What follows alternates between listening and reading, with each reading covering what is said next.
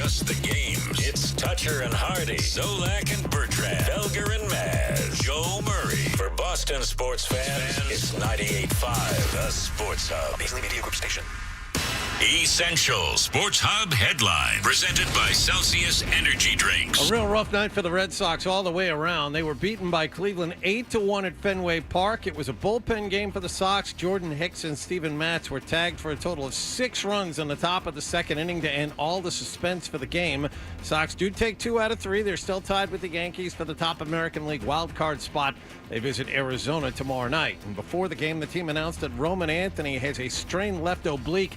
He's expected to miss 4 to 6 weeks. Patriots star defensive back Christian Gonzalez was the only player who did not participate in practice yesterday. The home opener and the regular season opener is Sunday against Las Vegas. Stephon Diggs was a full participant. He's expected to play without any restrictions, less than a year removed from a torn ACL. Drake May can't wait. Yeah, it's been awesome to bond with such a high-level player. I think it's he continues to show it as the game game week and game day comes closer and closer to kind of how much he's elevating his game and elevating his practice style. So I'm looking forward to getting out there with him on Sunday. You'll see good energy from Steph, and I'm looking forward to getting him the rock and let him do his thing. In other team news, Robert Kraft told WBZ-TV yesterday that when he's done coaching, he plans on approaching Bill Belichick to see if he'd like a statue right next to the one Tom Brady has outside Gillette Stadium. The NFL season begins tonight in Philadelphia with the Eagles hosting Dallas, and ESPN is reporting that the NBA All-Star format is going to be changed this year to a round robin, including 3 8-player teams, 2 from the USA and 1 World Squad.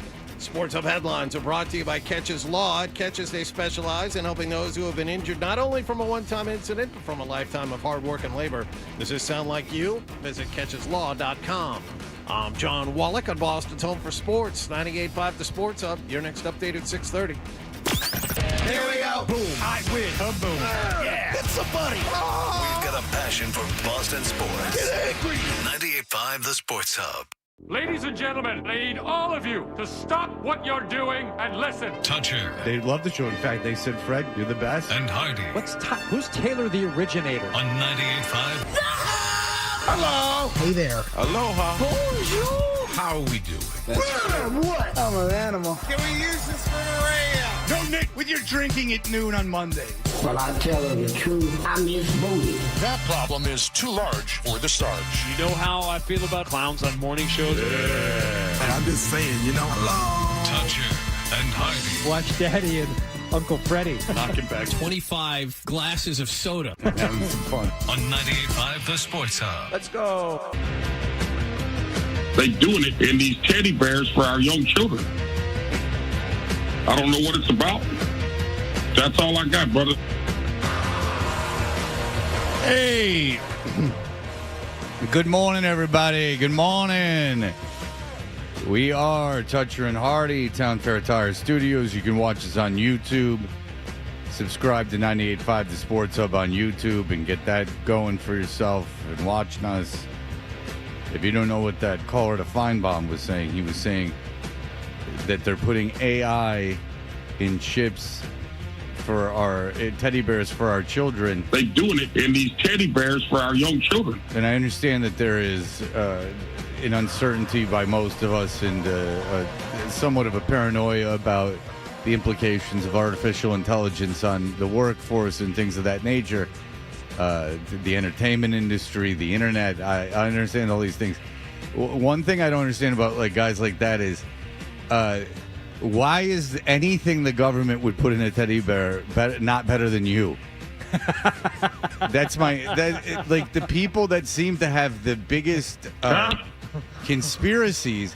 I'll tell you the people that have the biggest conspiracies that need to feel like they're in on something, like that they are in the know, are unilaterally people that are not in the know, and they're proven to be wrong 99.9% of the time. But what the thing is too is that they're people that maybe the government should do the work for.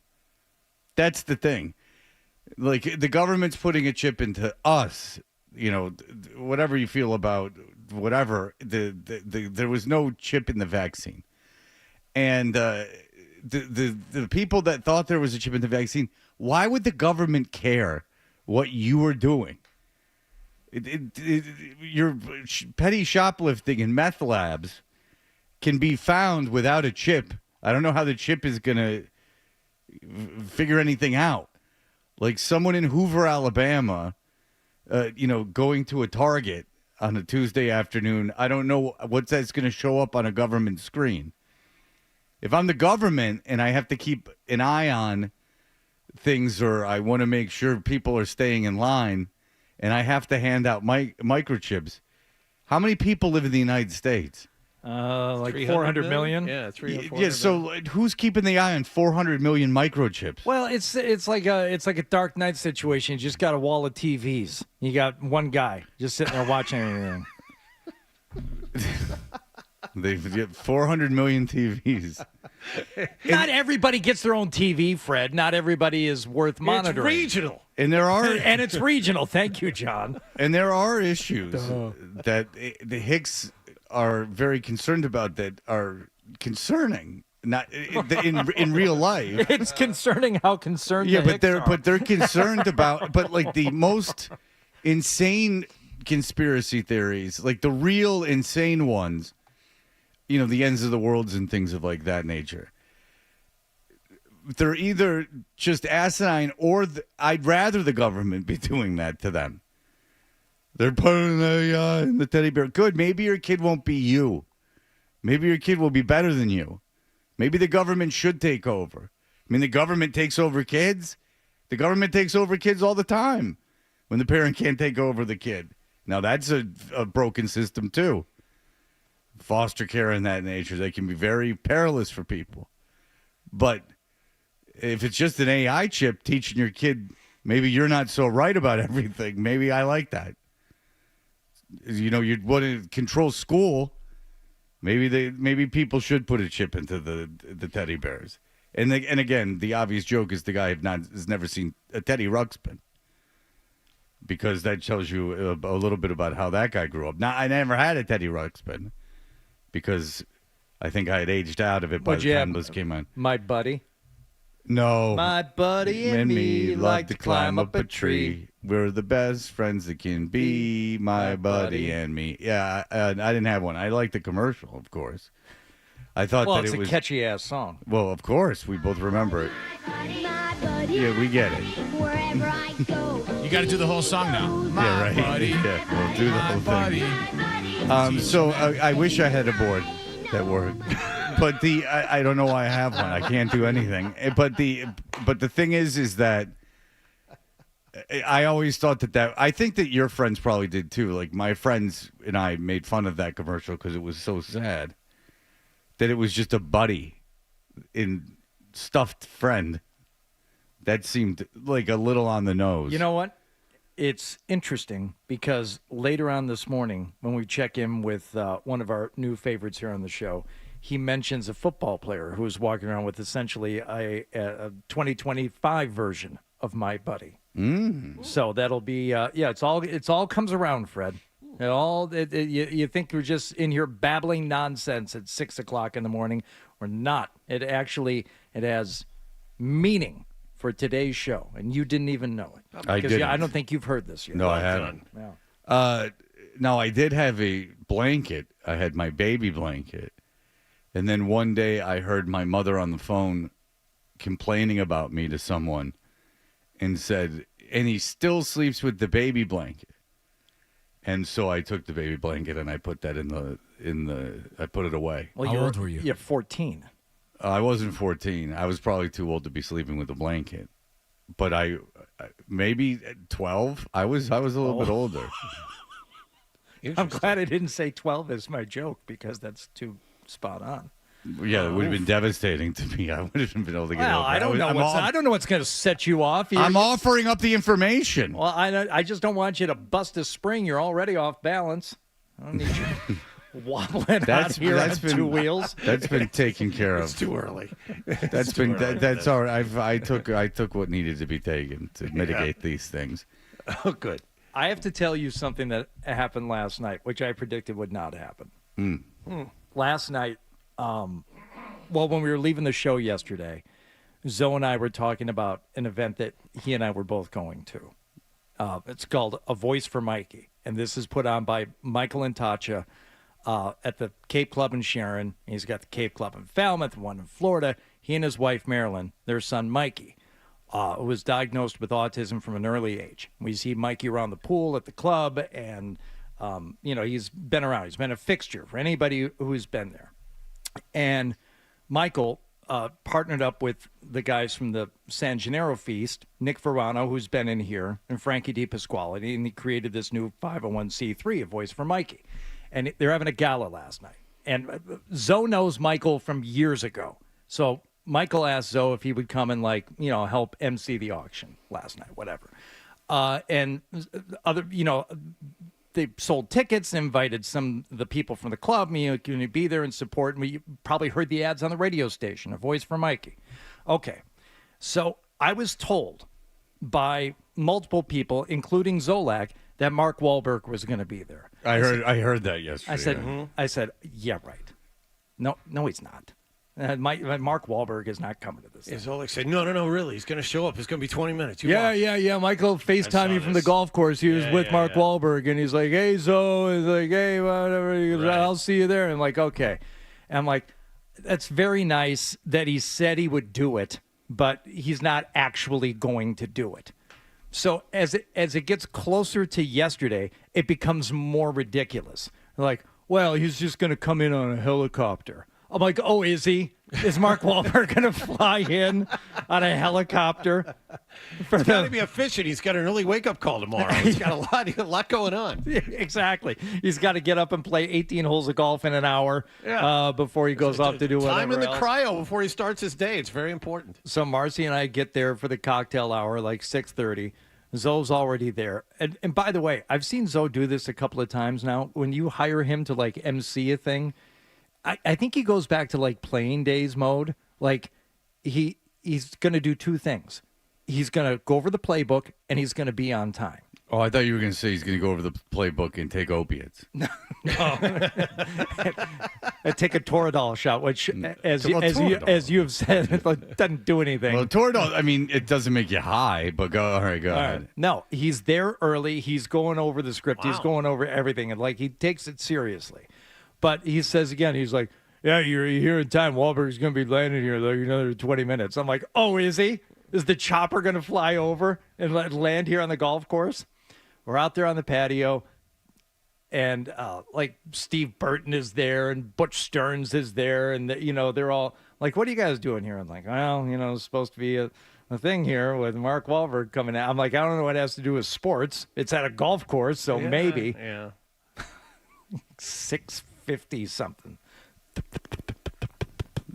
I see a helicopter circling over. It flies low over the clubhouse. Circles around the trees between the third tee and the ninth fairway. The thing settles down right on the fairway before the ninth green. I'm like, son of a bitch.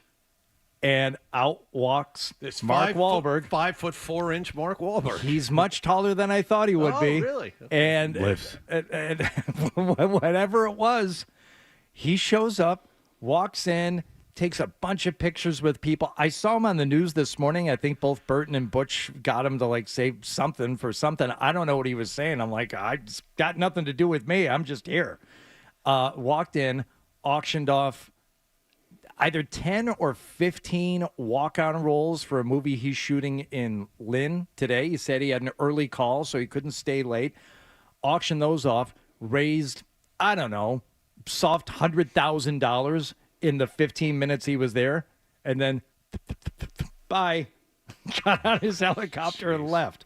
Like, okay. Wow. That's got to be just an odd development in life when you have access to a helicopter. Yeah. I got the sense I kind of didn't belong last night. With the things that were going on with the people who were arriving and the live auction. This wasn't a Nico Kudavides signed helmet, that they were auctioning off. This was like, you a private jet down to Atlantic City to go see Sebastian Maniscalco, and you'll meet him backstage. And, for 4 of you, how much? I'm like, I don't know. I got $400. Is that enough? No? Okay. Well, I guess this isn't for me.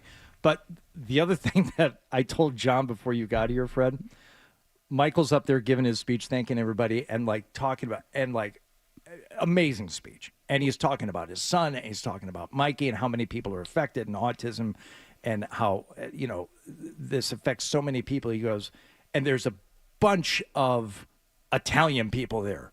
There's no other way to say it. North End people. I already told you, Nick Verano and Frankie Di Pasquale, all these guys from the North End and all these Italians from New York and And he's rattling them off, Nicky's over there and Frankie, I just met this other guy from New York. He drove up here 4 hours to be here, Fat Joe. Fat Joe, he's been dealing with this in his family. Stand up. We all turn around, and it's the Fat Joe. Yeah.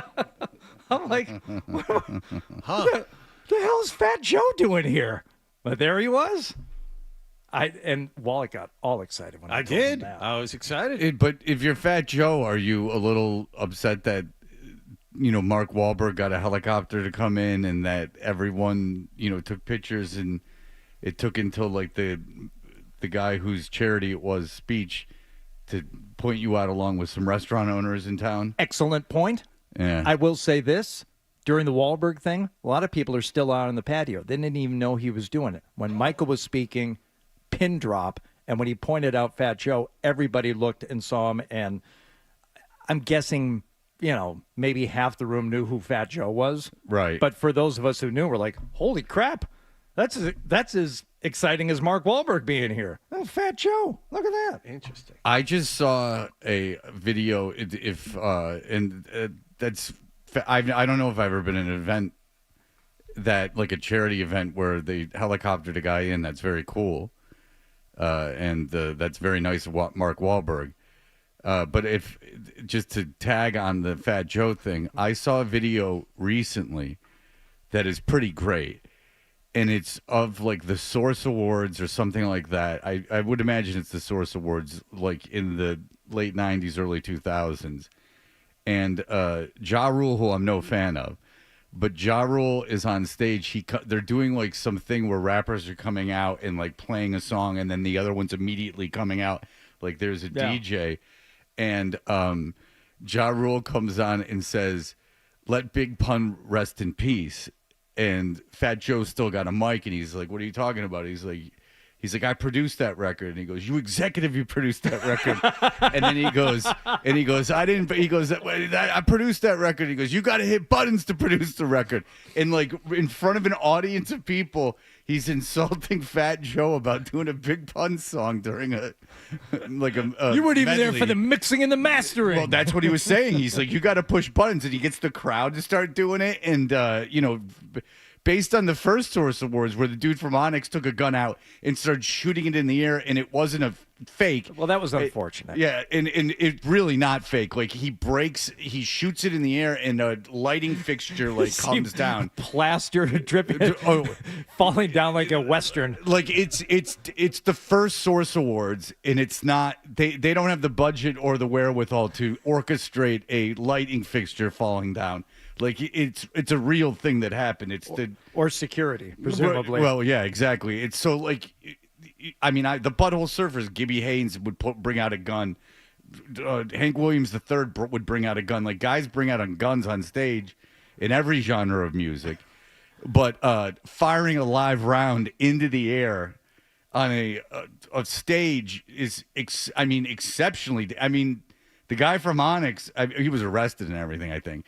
But I don't know if he was ever put on trial. But you're really dodging things. But that was my most recent thing of Fat Joe. He seems to be in my algorithm an awful lot. I never had a Fat Joe record. And now I'm very aware of Fat Joe. Mm-hmm. And he seems very connected in the New York hip-hop scene. You ever see the Cribs with Fat Joe?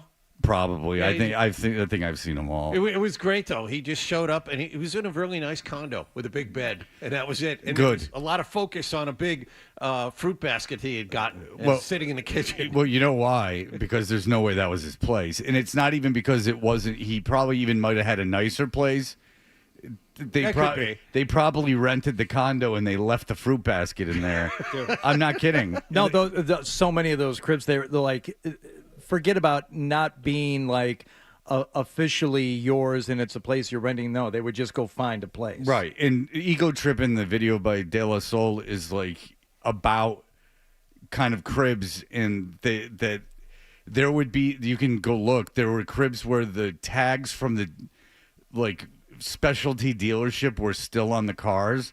That I've seen that. Yeah, there's, because if you look at it, there's no way like somebody with like 2 hit songs, would you know, in the record industry, when you're like a pop artist, you don't get any money. Good Charlotte is living like billionaires. Well, yeah, they have like a tiger. Song. Like, yeah, you really have a tiger. And so, but they would have this car after car after car after car, like 500, and this is in the 2000s, like $500,000, 5 different $100,000 cars. Yeah. And it's like, there's no way that you had $500,000 in cash to go sprinkle around on these cars.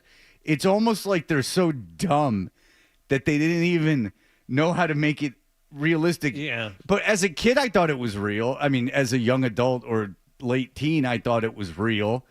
So I guess it works. Who was the guy that did like the anti-cribs? Redman. Okay, yeah. Redman, when they went to his condo in, I can't even remember where it was. It was in Queens or something. But they went to his condo and he just had pornos and video games and stuff. And there was another one, like a rock guy who was still living with his parents. Oh, the guy from Sum 41. I saw that one. The Sum 41. Was it Derek Whibley? No, it was the drummer. It was Steve-O, the drummer. I did see that one. Now that's funny. There are other depressing, but there are ones that are depressing that aren't. Like they did one with Carmen Electra, who was living in a condo complex. It was like 800 square feet. And she walked out the door and walked over to her next door neighbor. It was like Apollonia from the Prince movie. It was like living next to her. See, I wonder if that's... It was really something. And from the Eddie Money video, Take Me Home Tonight.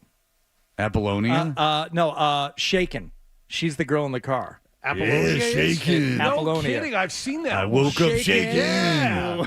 Oh, give me some mouthwash so I can ease these crazy DTs. Here's the traffic. Look out. It's coming at you. Yeah, he didn't try. He did not try when he was doing that. All right. That was when you could get a nationally, quote-unquote, syndicated morning show that you would record at any time of day, and you would just go, no, they're like, hey, Eddie, you're going to be going in traffic here. Hey, Paula, don't bump us out. Yeah, and so he would just go like, traffic stinks. Here's Paula. And then Paula wouldn't have to come in. Wear your seatbelt. No. All right, well, that's Gobble, very interesting. Very interesting. That's it sounds like That was a great night. They did a big charity event around here, so that's good that they did that. All right. When we come back, bad news all around for the Red Sox and things of that nature. We'll have that for you in just a moment.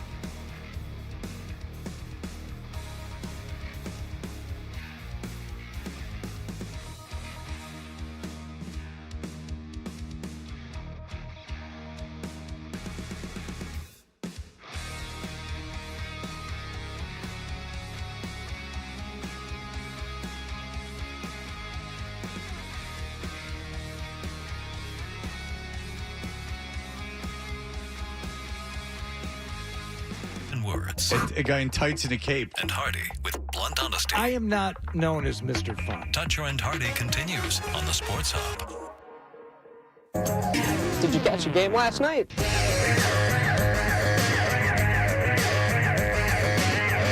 We are Toucher and Hardy. What happened last night is brought to you by Leonard Hair Transplant Associates, where your hair doesn't have to be a game of what happens. So change your lettuce and change your life with Dr. Matthew Lepresti at 1-800-GET-HAIR. Hardy, what's going on? Well, things were confirmed yesterday after Roman Anthony left the game a couple of nights ago with what was described as an oblique strain. Sam Kennedy delivering the bad news. And manager Alex Cora confirming that Roman Anthony is going on the IL with a left oblique strain. No timetable for his return. Chris Cotillo among those saying typical time frame for this injury, depending on the strain, if it's a grade 1, 4 to 6 weeks. Sam Kennedy spoke about it as well. What a jolt Roman has provided. It's just been incredible to have him part of this group. Being able to lock him up for the long term is a great thing for us. But in the immediate near term, I mean, I know, the leaders of this team, guys like Trevor Story, Alex Bregman, the crew, Garrett Crochet are going to take us forward and get us where we want to go. So tough night last night, but we gotta turn the page and move on. Is the crew something that they're called, or is he just doesn't have any more names to say? Is there something like they called the crew? He couldn't remember the other names.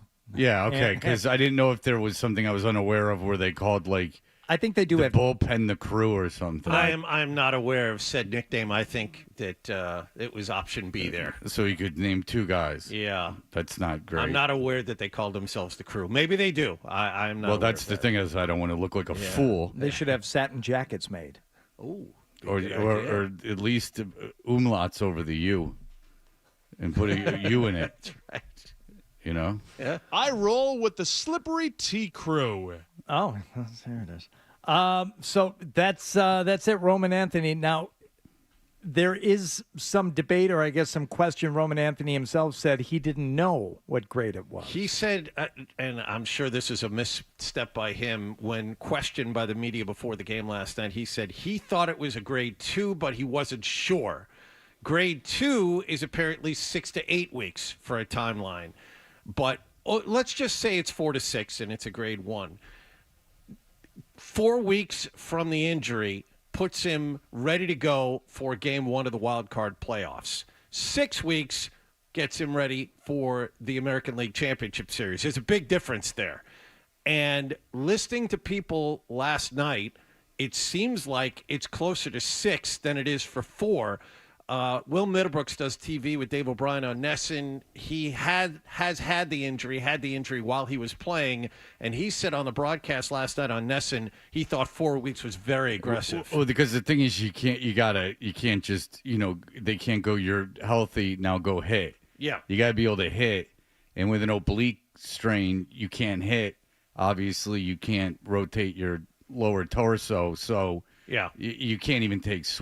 You can take swings with your arm. You can't take a real swing, even like off a tee.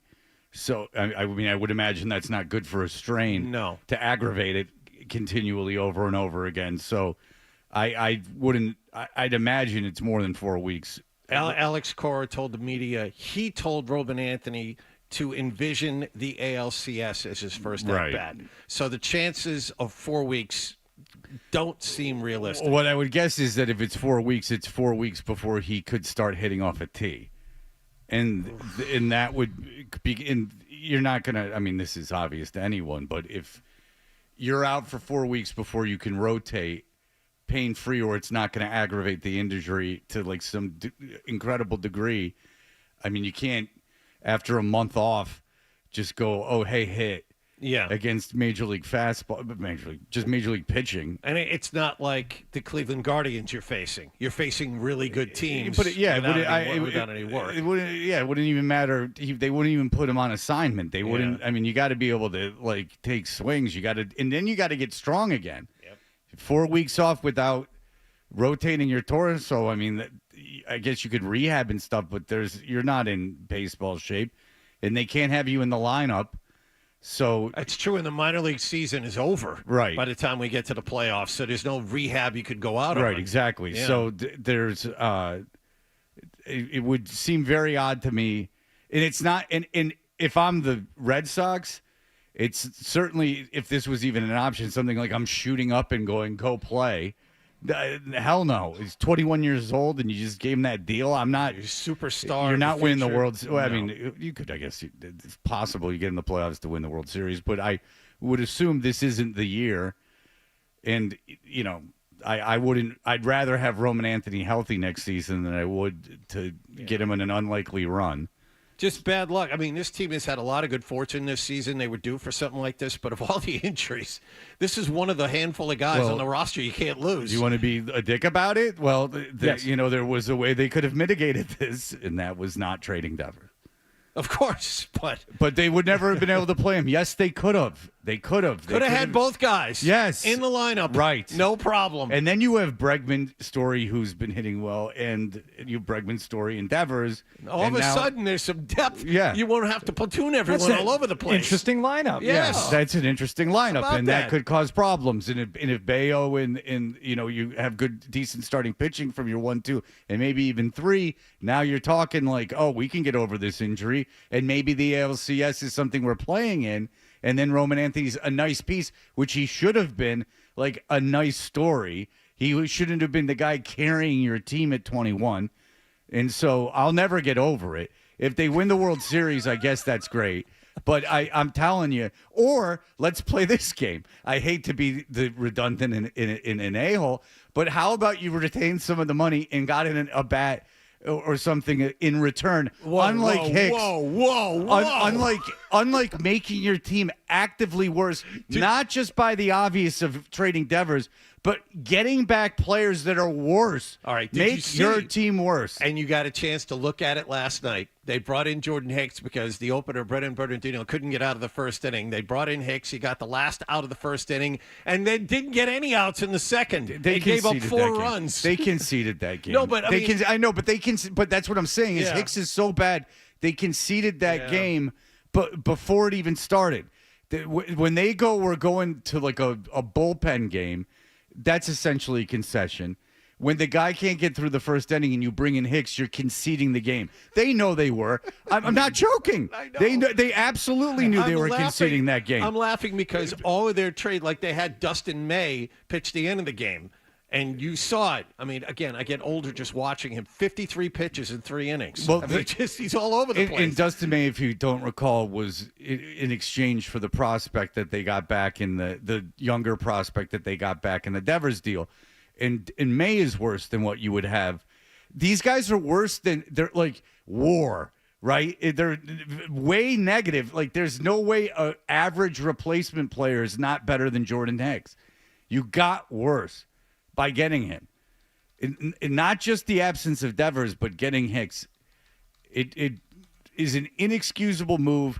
It's great for the Red Sox that, you know, that Anthony played the way that he did and everything worked out and they were able to, you know, get more room in the lineup, but they could have, you know, it's their decision to play Anthony or not. It's not based on Devers wasn't in the way of Anthony playing. In every way that it's been explained to me, still doesn't make sense.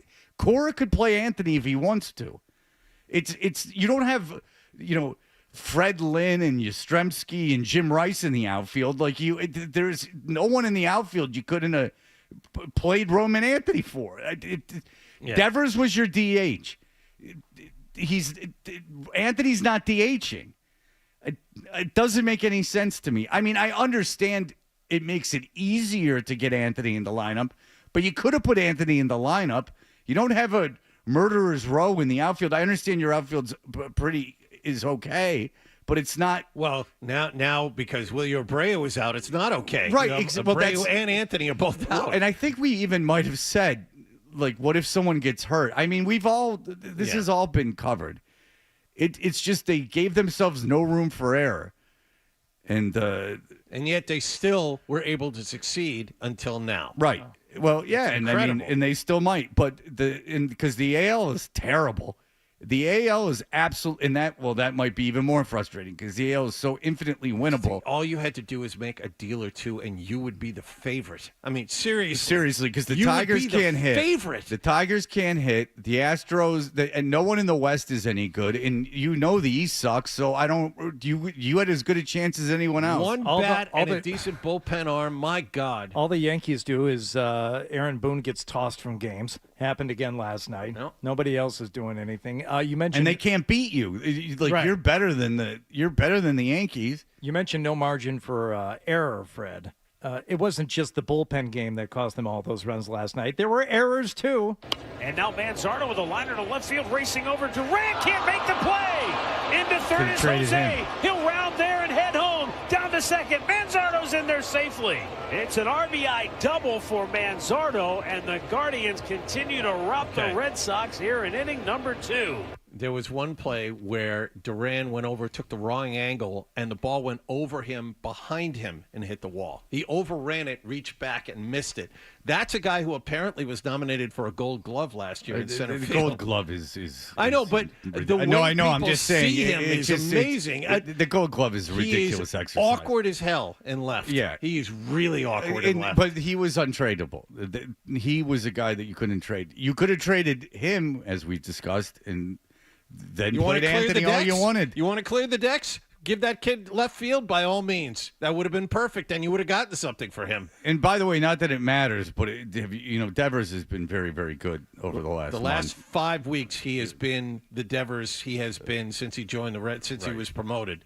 That guy is 30 home runs now, just like he knew he'd wind up at. I just can't believe they didn't. I get it. You wanted to unload him. I just can't understand how the fan base isn't upset that soon they forget. It isn't upset that they didn't get anything in return, which they could have if they just would have kept money. I don't know how for a fan base in an uncapped league that you can justify a team getting rid of its best player for nothing, but the big win is that they got another team to take the salary. There's no even soft cap. There's nothing hindering you from keeping Devers. There's nothing. I never crap on the Red Sox. I just don't do it very often. And there has been not much reason to. I think it's a trope. Again, I think it's just something that's just people around here are born to do, and that's fine. I'm not from here, so I don't play into it. But that would kill me if I was a Red Sox fan. Yeah. It would kill me. If the Cardinals, by some way, shape, or form, had the ability to have the payroll that the Red Sox do, that's the team I root for, and they traded their best player for nothing, and the big thing that GMs around the league said were, oh, well, there was quite a coup because they got him to take the whole contract, I'd say, how does that help me as a fan? How can you sit there as a fan and go, oh, that's great, they got to save money? That's ridiculous. I want the team to win. That's the whole point. And it's not like they're building for the future that keeping Devers would have prevented them from doing something or any of these kids playing. Again, you could have played them. Anyway, and then Meyer gets hurt. Then Meyer gets hurt. Anthony gets hurt. Campbell gets sent down. Like, all these things happen. Guys get hurt. You didn't have the depth to handle it. Very good. All right, we'll be back in just a moment. Here are the headlines. Sports Hub headlines, presented by Celsius Energy Drinks. 25-year-old lefty Joey Cantillo allowed 1 run in 6 innings, and the Cleveland Guardians beat the Red Sox 8-1 at Fenway Park to avoid a 3-game sweep. Rookie lefty Peyton Tolle is expected to pitch tomorrow night when the Red Sox play their next game on the road against Arizona. Also, they got the word back the Sox did on Roman Anthony's injury. He's got a left oblique strain. He's expected to miss 4 to 6 weeks. Patriots open up their regular season Sunday at Gillette Stadium. Christian Gonzalez absent from practice yesterday. Robert Kraft told WBZ-TV he would welcome a statue of Bill Belichick next to Tom Brady after Belichick is done coaching and the NFL season begins tonight. Philadelphia will host the Dallas Cowboys. Sports Hub headlines are brought to you by Cortica, Massachusetts' leading autism care team, offering immediate diagnosis, that's the word, and therapies for toddlers and preschoolers. Learn how Cortica can support your child's autism care journey at CorticaCare.com. That's CorticaCare.com. I'm John Wallach on Boston's Home for Sports, 98.5 The Sports Hub. Your next update at 7 o'clock. More Toucher and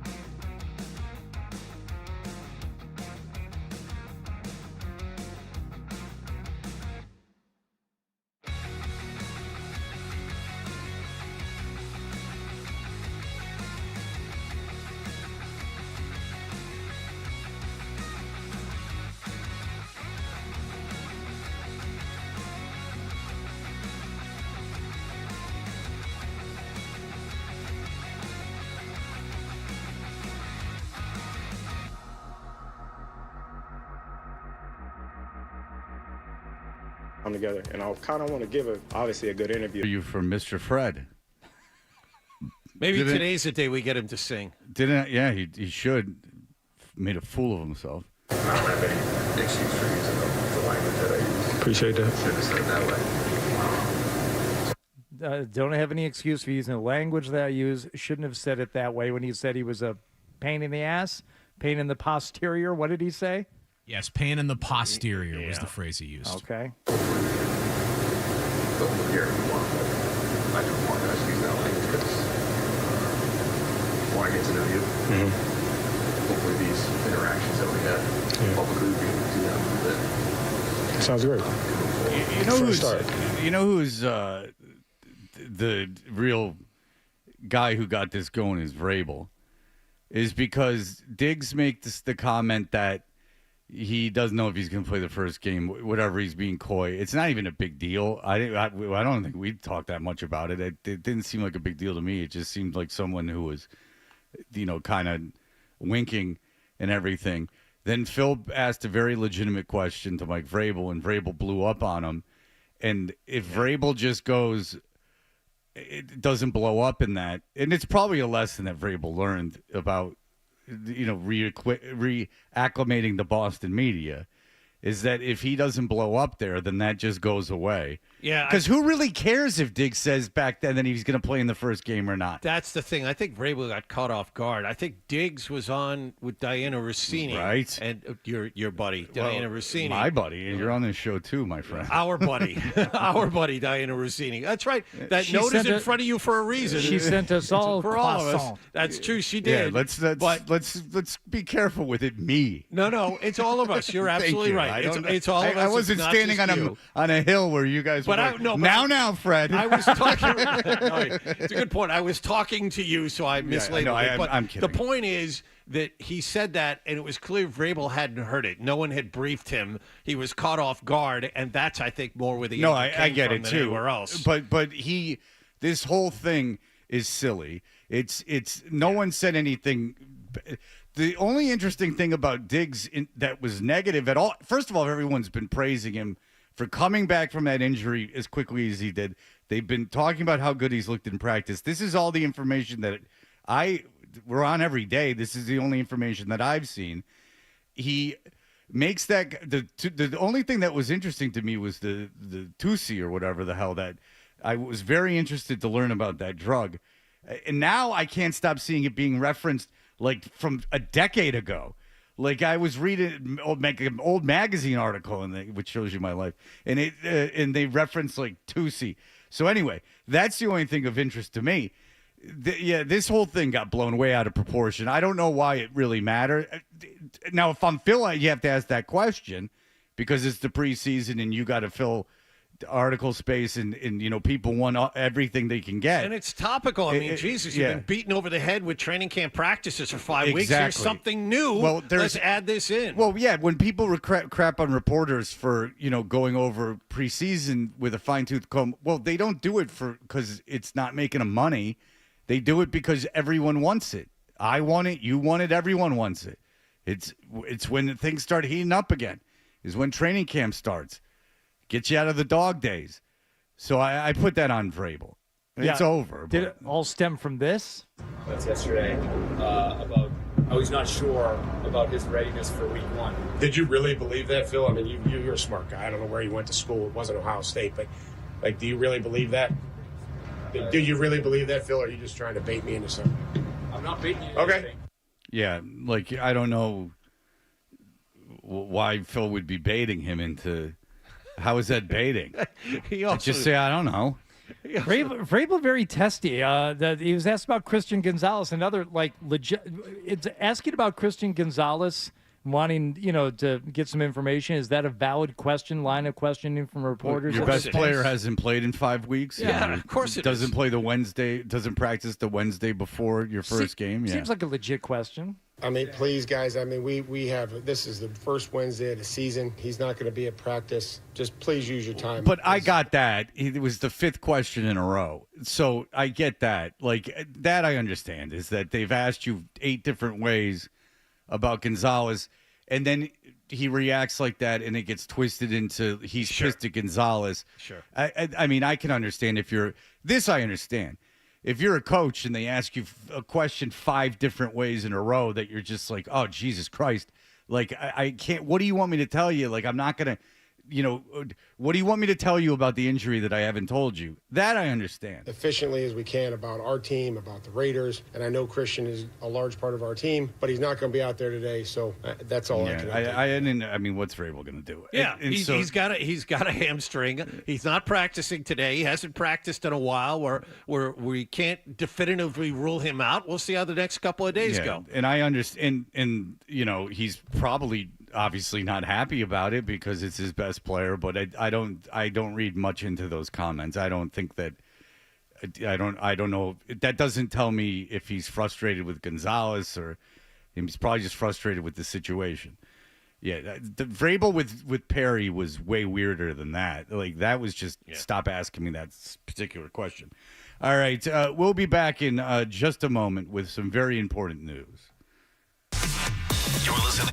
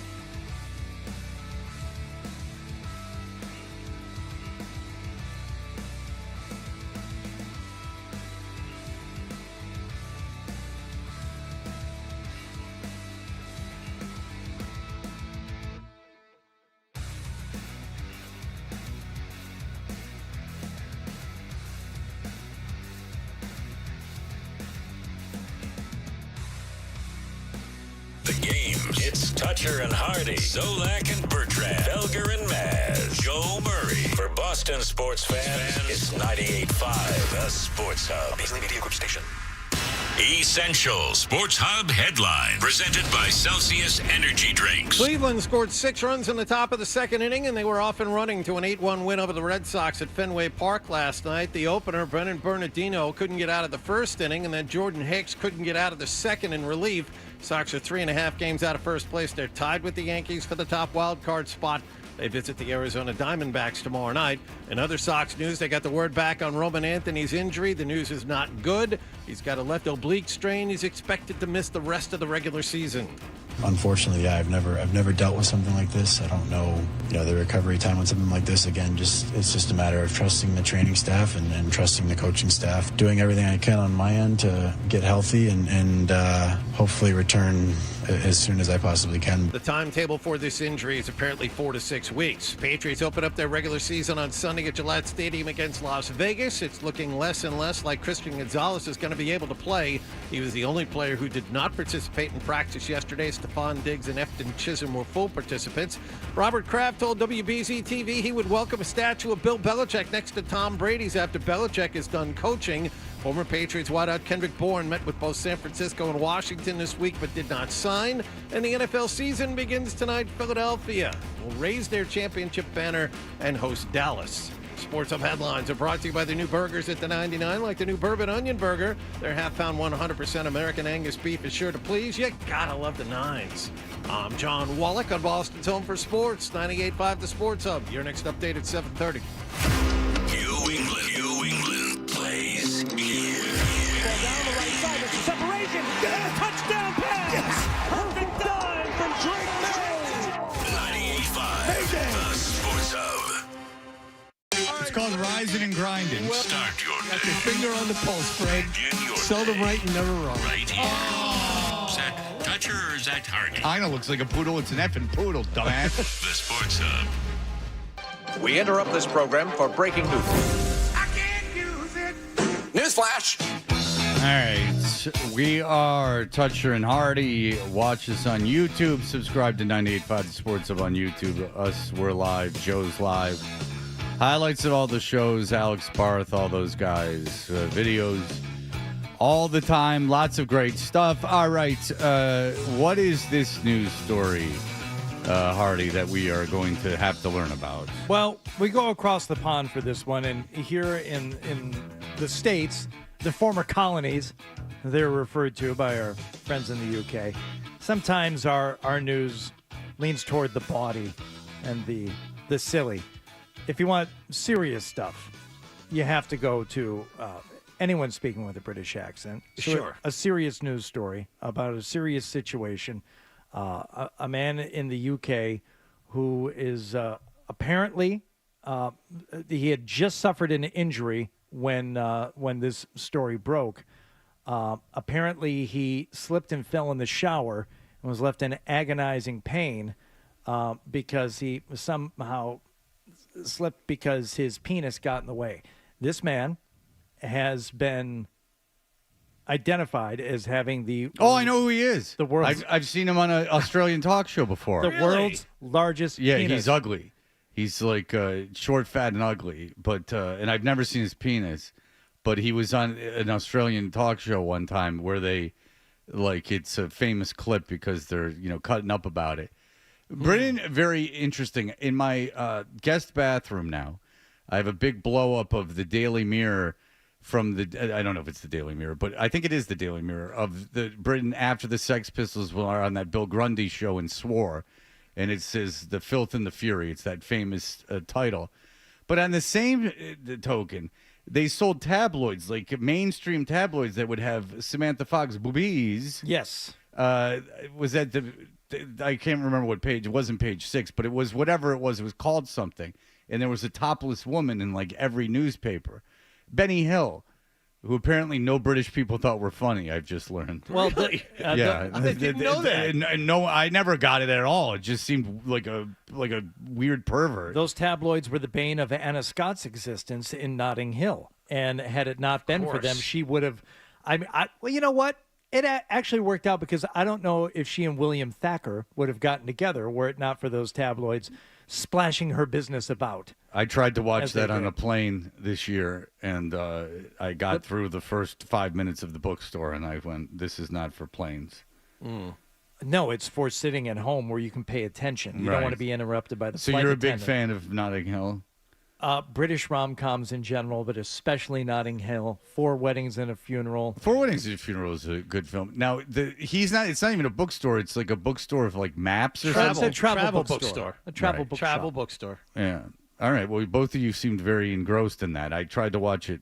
I tried to watch the movie about Truman Capote, and I got a half an hour into Capote, it. as Capote, so calls it. yes. The Philip Seymour Hoffman? Yeah, but I'm not saying it's a bad film, but it was just, we weren't, like, it was taking everyone forever to get on the plane, and it was starting to annoy me. We were in the back of the plane, because when I travel with my kids, too many people to upgrade on a busy flight. Sure. And I get very upset. Yeah, I don't think I could watch Capote on a plane. Yeah. You'd have to be like mid-flight, 2 hours to go, settle in, it's quiet, because that's a slow mover. That's a very quiet And I know film. the story, so it's it's a good performance, but it's a story I already knew. All right, so here we go.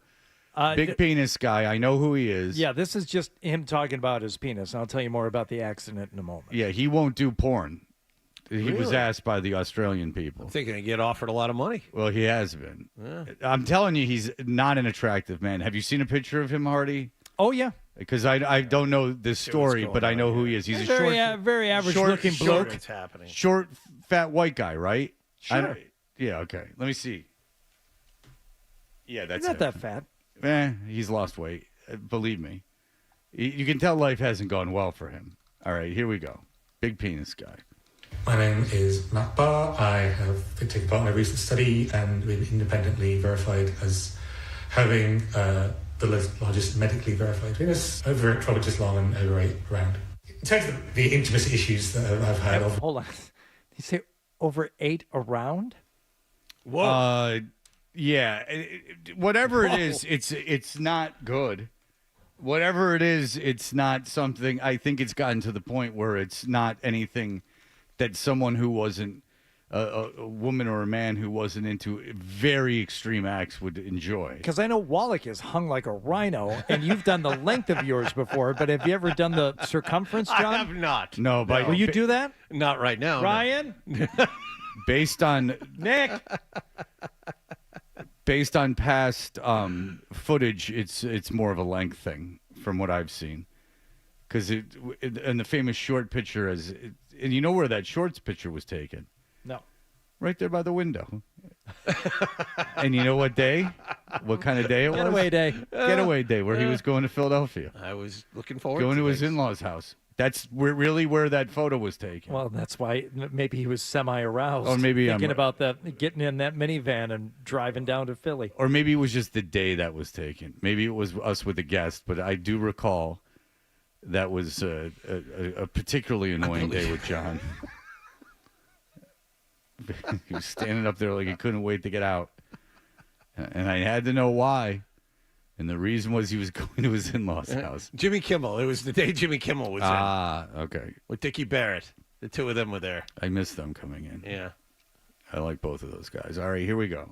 In terms of the intimacy issues that I've had, obviously it's very difficult to have normal relationships. It takes a lot of patience. You can't have sort of regular interactions the same way you might normally.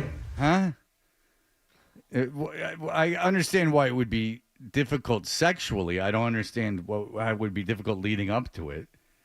Is it something that you have to announce on the first date? It's very presumptive of you, or presumptuous of you. Just so you know. Yeah, just so you know. If this is going to go any further, I'm a real freak. I mean, my girlfriend's had very different opinions on it over the years. Some of them have been, very keen to the extent of somewhat objectifying me. Others have obviously just been scared away, basically. And there's other cases, obviously, where, it's thwarted a potential love match. Yeah, so he's real ugly, and so in real loser. And so the thing is that no, he is. I'm the one I've never seen his penis, but I've seen him interviewed. He's a real sad sack. And so the thing is that He could be a very successful person. He's not. No, he's not. No, he's not. I'm not making it up.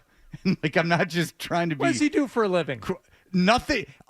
To my recollection, he was like a kind of didn't have a career. He came off as incredibly sad. First of all, he was in Australia doing press about his penis, which he won't show. Maybe that's my frustration. But but my point is this: is that I would say that the only way that women are really dating him with any kind of regularity is the knowledge in their like particular fetish. Is that I would find it hard to believe that there are a lot of women that are interested in him normally, and then that is a detriment to him. Now, for like a normal guy who's not such a loser, you know, you're out on a date with a girl, things are going well, you get back to your room, and then, you know, she's like, oh, I can't do that. Amy Schumer has a joke about that. A player from the Rangers. She claims that he disrobed, and that got John's attention. He disrobed, and it was too much. I think it might even be depicted in Trainwreck, but she had like a bit about it. Like the guy disrobed, and she was like, no. Like, that's not going to happen.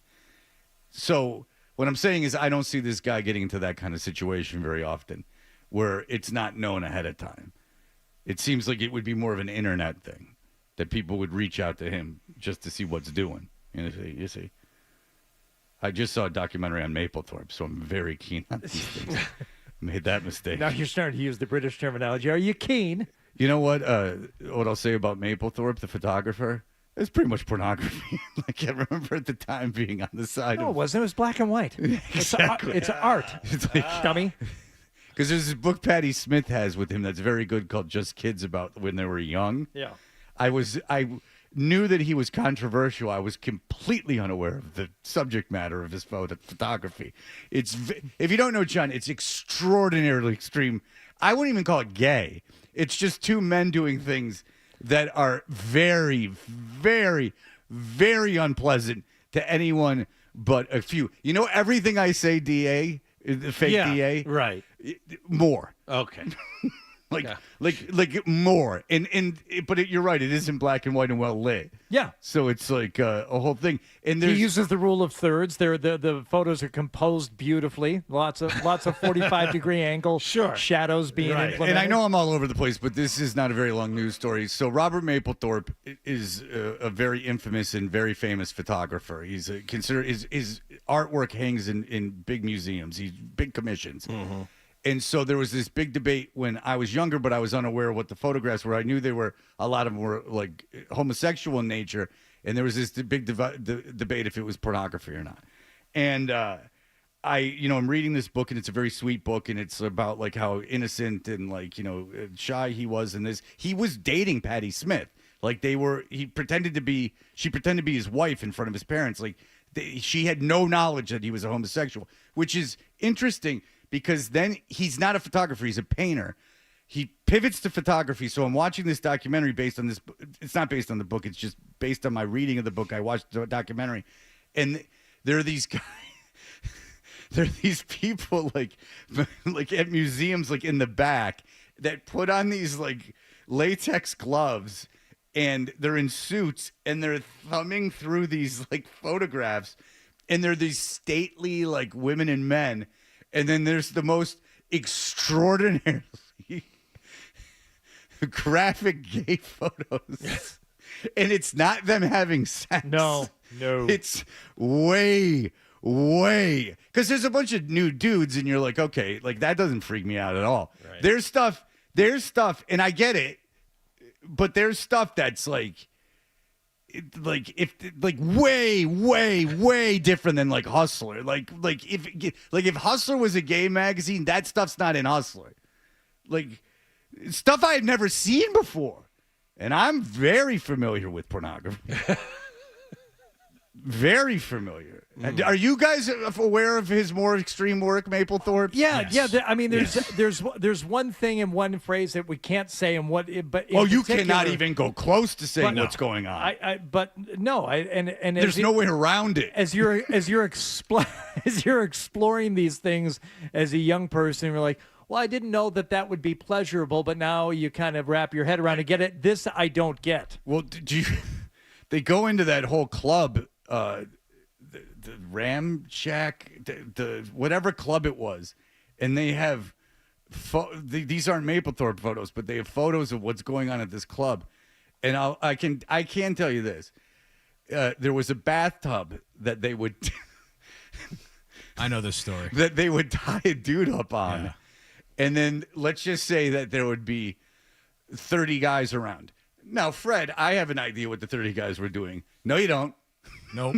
And it's not anything we can describe to you either. Oh, no, not even close. Nope. They weren't all doing one thing, I'll say that. Okay. Which is weird because I can't imagine. You okay over there, Hardy? I can't imagine like that's something. It's not something that I can imagine that 99.99% of gay guys are into. It's just such an extreme thing. And then I remember at the time being very adamant. I was like 10, 11, 12 years old about like them not shutting it down because it seemed unfair. And then I look back now and I'm like, they probably should have shut it down. Oh. Like, I'm dead serious. Like that shouldn't be going on in a public place. Like, that in a public place. Now, you needed a membership to get in, but it was one of those half-ass membership things. They had Mapplethorpe's laminated card. All right, very good. I've gone on a tangent. I will finish the audio now. Altogether? Yeah, I mean, the worst situation is when you go out with someone, they find out, and then it just kills the relationship, stone dead. A big issue with my size, you can't really have a quickie. You know, it's always a very serious endeavour to undergo. Luckily, there are companies that do specialist underwear, but generally, it just force you to think outside the box for trousers. Yeah, you can tell he's like gone over this over and over and over again. Like, it's all very rehearsed and mundane. Right. I mean, luckily they do make custom condoms, so it's at least not as much of a problem as it was when I was growing up. They still don't cover all length, but they're certainly wearable and they're much more comfortable than you'd think. Basically, it is a curse, like for him. So for this accident, he described himself as being in agonizing pain after he slipped and fell in the shower and broke his arm. He said one of the issues with being so large, especially in hot water showers, is that it's not exactly easy to see my feet, especially when I move too fast. Oh no! False reasoning. He's fat. He can't see his feet anyway. There's no way that I don't care what it is, that you can't see your feet. As I was rushing to get ready for work, where he's very successful and not a loser. Right. I didn't see getting ready for surgery. I didn't see the excess shower gel in the tub because my penis was the only thing in my eye line. I slipped on it, causing me to fall out of the tub completely head first and crack my shoulder on the hard floor. I got 2 fractures as a result. Yeah. I don't believe it. There's no way. And it doesn't look like he showers that much either. And you've seen the photos of him. He's all like greasy. I feel bad for him. It is a curse, and I don't even know why he does television. He goes on television, and they ask him about it. I don't know. It doesn't seem like there's any money to be made because he's not exploiting it. And that got us to the Mapplethorpe thing, because he could have been the muse of Mapplethorpe, because that was the main reason he took photographs of the guys, is his liking of that particular. Well, I can say it. Their penises. He liked their penises. And they were unfair depictions of them because that can't be. That men aren't really like that. One time I was at a vacation resort, Matt said, wearing dark board shorts with compression shorts underneath that I thought I covered up everything. After I'd swum, it clung to the outline too much, so one of the managers asked me to leave. It's meant I won't go on standard package holiday or in an all-inclusive resort hotel pool, but it's helped me to look further afield and find quieter locations. Nothing standard about that package. Matt, go ahead. Hey, Fred, I'm just curious. I mean, the last 2 times we turned on the radio at 7:15, we're talking about pornography. Just want to make sure you're okay, buddy. You doing all right? I've never watched less, to be honest with you. This is, in fairness, a story about a penis, and I was talking about Robert Mapplethorpe. Which is art, sir. Which is not something I was using for sexual gratification. So to be honest with you, to be completely honest, 100% honest, I've never watched less. I haven't watched less pornography. Now I'm more familiar with the works of Robert Mapplethorpe than I was a month ago, or even 48 hours ago. But look, it's on my head. I just was watching it. I mean, I started it. I had to finish it, so I watched it, the end of it yesterday when I got home from work, which is good viewing at noon. You had to finish. Yeah. Well, cat's out of the bag. But I mean, I just looked at maybe 1,000 images of penises. 1,000? Yeah. It's a lot. And that doesn't bother me at all. And you won't watch Notting Hill on an airplane. Exactly. What if that was on an airplane, that documentary? And you have to sit, you're in the middle of the plane. Well, no, it's just like, oh, sorry, kids. Like, yeah. Like, yeah. Like family of 4 in from Indiana right behind you. Yeah. So you'll have to excuse me. I mean, I did just watch it yesterday, and I mean, I saw I like literally hundreds of images of penises in the last couple days. It's hot. But that's not what I'm talking about being to disturb. What I found disturbing as an individual. There are a select few images that were very, very, very, very extreme. All right, very good. Bill Koch is going to join us to talk more about he's the curator of the Mapplethorpe exhibit at MoMA. We'll be back in just a moment. You're listening to Toucher and Hardy.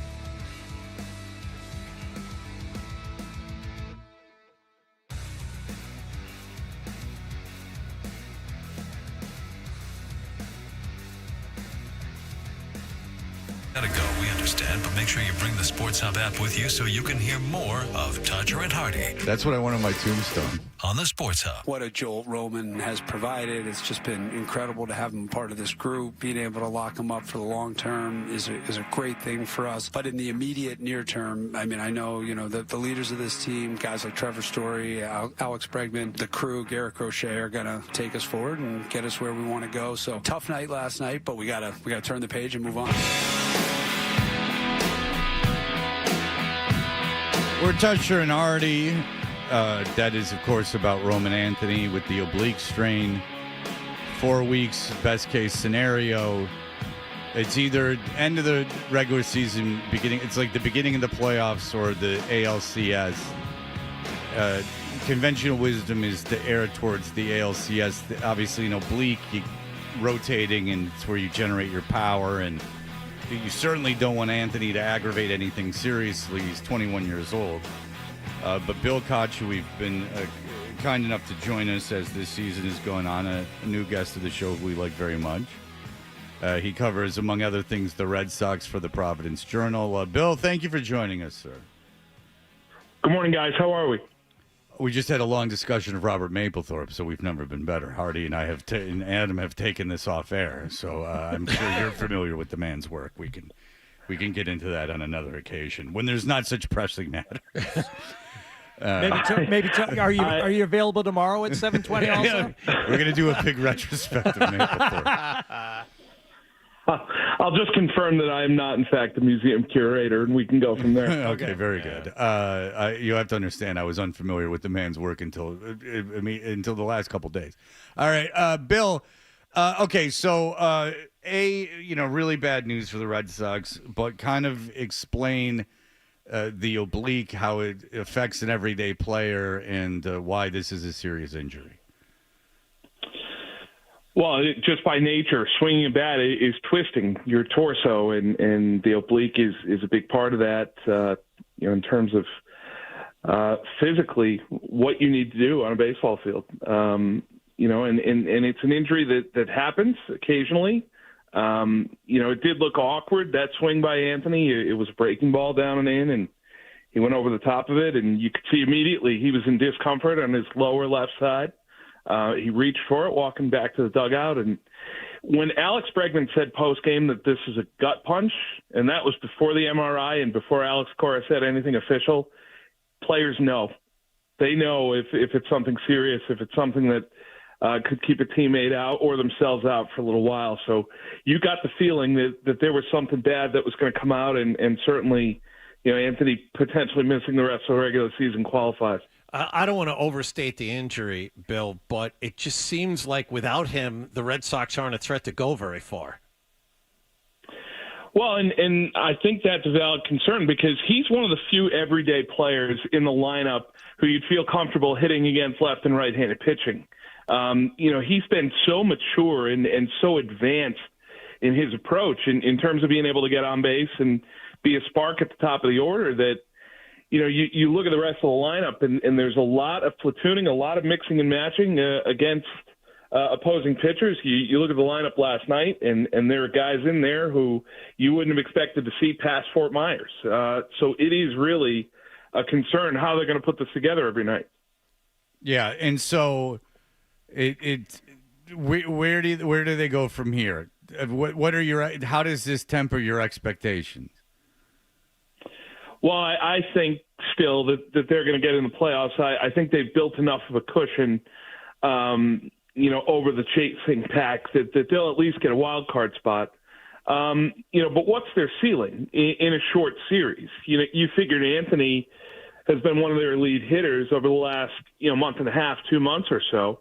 So you take that bat out of the lineup, you're down to essentially Bregman, Story, who still strikes out 5 times as often as he walks, and maybe Duran, who's about 300 points worse in terms of OPS against left-handed pitching than he is against right. Rafaela isn't a guy who necessarily is a thumper, somebody who's going to produce in October. So, your options are really limited. I'm more concerned, though, guys, about pitching in a short series. You're basically down to a 3-man rotation at this point, and heaven forbid if anything happens to Crochet, Bayo, or Giolito. And the Crochet thing's not unrealistic given his ending his workload and his performance of late. Bayo's not that far behind, by the way. Yeah, and so let me ask you this. I'm not overstating it. The AL's not good. It's just not. There's not a dominant team in the AL. Do you disagree with that? I'll ask that first. No, I think that's fair to say. It's wide open. Okay, so I don't know how familiar you are. I don't have a lot of problems with the Red Sox. I think it's a trope to consistently piss and moan about them. But the Devers trade, if I was a Red Sox fan, would bother me. And here's why. Not only did you get rid of the bat, and fine, it's addition by subtraction. They played very well without him. But you got actively worse. What are you saying, Fred? Well, not only if you would have retained some of the money, you could have gotten better, but the players you brought in, as predicted, have made your team worse. Hicks is worse than a replacement player. May, in my opinion, is probably teetering. He's a negative war since he showed up, too. Is worse than a replacement player. So if they don't, and they played well, which makes the problem worse, but they're making the playoffs. But if they have an early exit, are Red Sox fans right to be pissed about at least the lack of return for Rafael Devers? You could certainly be upset with what Craig Breslow has done during the year in terms of player acquisition. Before the season, he did very well. He got Crochet, he got Bregman, he got Chapman. Which makes Those have all been hits. Right, because then if Anthony goes down, you still have a formidable lineup. And if you get something in return for Devers, even if it's like a rotational depth that's not May, like a real guy that could be a possible, in a pinch, even a third starter for you, you're talking about a completely different outlook. Yeah, and they clearly needed a bat. They've been trying to piece this together at first base since Tristan Casas went down, and even he was off to a really tough start at the beginning of the year. Their needs were obvious. They didn't meet them at the deadline. And instead now you're saddled with 2 more years of Jordan Hicks. He's got an 8.20 ERA in Boston in 21 games. Kyle Harrison apparently has a sore ankle. That's why he couldn't pitch the other night. We have not seen him yet. James Tibbs was traded for Dustin May, almost as soon as he got here. And May was a guy who's already moving to the bullpen, who's already 70 innings above his previous career high with the Dodgers. That didn't figure to be an impact acquisition. You could look back on that and say, why did they make that deal at all? For me, it was because you got in the last hour of the deadline. You thought you might get Joe Ryan, and when the Twins finally said no, you pivoted, panicked, and said, oh, no, we need to get a starter. We need to at least get somebody. Dustin May's available. He's going to the bullpen. Let's bring him in. So in terms of strengthening this team over the course of the year, Nathaniel Lowe might end up being somebody over the last 3 weeks and into the playoffs who helps more than just about anybody else you got. Okay, so let's look at maybe the brighter side here. Is there any reason to believe that Roman Anthony, like Rafael Devers, bad clubhouse guy, and his removal from the everyday situation will somehow propel this team forward, much like Rafael Devers leaving, and they seem to play better afterward? Let's workshop this, Bill. I like what you're doing there. I actually think it might be the opposite. I think it'd be a great thing for Anthony to stay around the team, while he's recovering from this. If they can get him on road trips and whatnot while he's doing physical therapy, I think that would be a great thing because by all accounts, you hear the older guys talk about his maturity and his approach and just his professionalism. And, I think him being around in September for a pennant race and him potentially being around in October, even if he's unable to play in those games, that's a huge benefit to him and the organization going forward. Oh, because it's counter to the idea of getting rid of talent. Oh, I see. I get it. It is hard not to be cynical. It is, Bill. It's hard not to be cynical a little bit. And I guess they're victims of their own success. But people thought that they'd be a playoff team going into the season. So it's not like, and then especially at the deadline. And look, Seattle hasn't been great. Texas has been terrible. These are all teams that made a lot of moves at the deadline. It's certainly no guarantee, but it did seem like you said Breslow hit in the offseason. I mean, Heim Bloom hit with these prospects, these top prospects. Things seem to be working out for you, and maybe you're a victim of your own success. A little bit. Well, I'm just going by what they told us in spring training. They told us that this was a year where they were going to be aggressive, where they were going to try to win the division. That was their target at the outset, that they were going to go back to the playoffs for the first time in 2021. Ultimately, I think in 4 weeks, all that will have come true with the exception of winning the AL East. I don't think they can do that now. They're too short in terms of pitching, and this will hurt their lineup. I do not think that they'll catch the Blue Jays or the Yankees, but they will have a chance in October, as you mentioned, against a weak American League, and they could still have a chance to do something here. In 21, they played the Rays and beat them, and they had a chance to beat the Astros in the ALCS. They were really in that series, and that wasn't exactly a flawless team. Oh, yeah. I mean, you're better than the Yankees head-to-head. I mean, you got to like Boston in a head-to-head series against the Yankees. Doesn't matter what ballpark. It doesn't. It doesn't matter to me at all. It doesn't. There's no data to suggest that the Yankees can take you in a series. And again, the Tigers can't hit. Seattle's crapped themselves into the deadline. Houston is no world beaters. You've seen Toronto that be very brought down to earth. It's all very winnable. It's all very winnable. But the question is, if the Red Sox get to that wild card series and lose to the Yankees or lose to whomever, is this season still a success in your eyes, Bill? For me, I think just based on the goals that they laid out, they wanted to win the division. I don't think they'll do that. And if you do win the division, it's implied, I think, that you will get at least to the American League Division Series. And if they don't get out of the wild card round, they will have fallen short of that. Now, they'll say that there are injuries here and that the roster was short by the end of the season. I can already write this. Oh, of course. Yeah, but that's your own fault. See, Bill, they can say it was a success in some ways and be right because they hit on two young kids. Then they can say that. And they can say we have the most exciting young player in baseball. You could make that argument. The most exciting young player in baseball. And look at Crochet extended himself more than he ever has before. But again, I'm with you. You made these expectations in the beginning of the season, and you were right there. And now it's not over yet, but you were right there. And that's what's frustrating. And if you admit, if they just got a little depth, just a little But depth. You made the deal, even if you didn't do anything. And I'm with Bill. Just because they fell so short of expectations early on in the season, that doesn't change the fact that the expectations were so high. Talking about winning the division, they're supposed to be in the ALCS. I mean, that was like a foregone conclusion the way they had put this team together. So if you're judging the success of the season based on the initial expectations, no, they still have to go pretty far in order to deem it a success. You can't change the goalpost just because they played so poorly. Going back to April and May. And I'll be the first one to admit that at times I might be a little bit unfair, but my standards for them are always going to be high, because they are certainly one of the teams in the AL with the most resources. They ask us to invest more than just about any other market through ticket prices and anything else. And, just with what they've won in this century, they have set the bar so high. Tom Warner will gladly tell you that they've won the most World Series in this century. Yeah. That is the standard. They have done that. It's been a great achievement for them.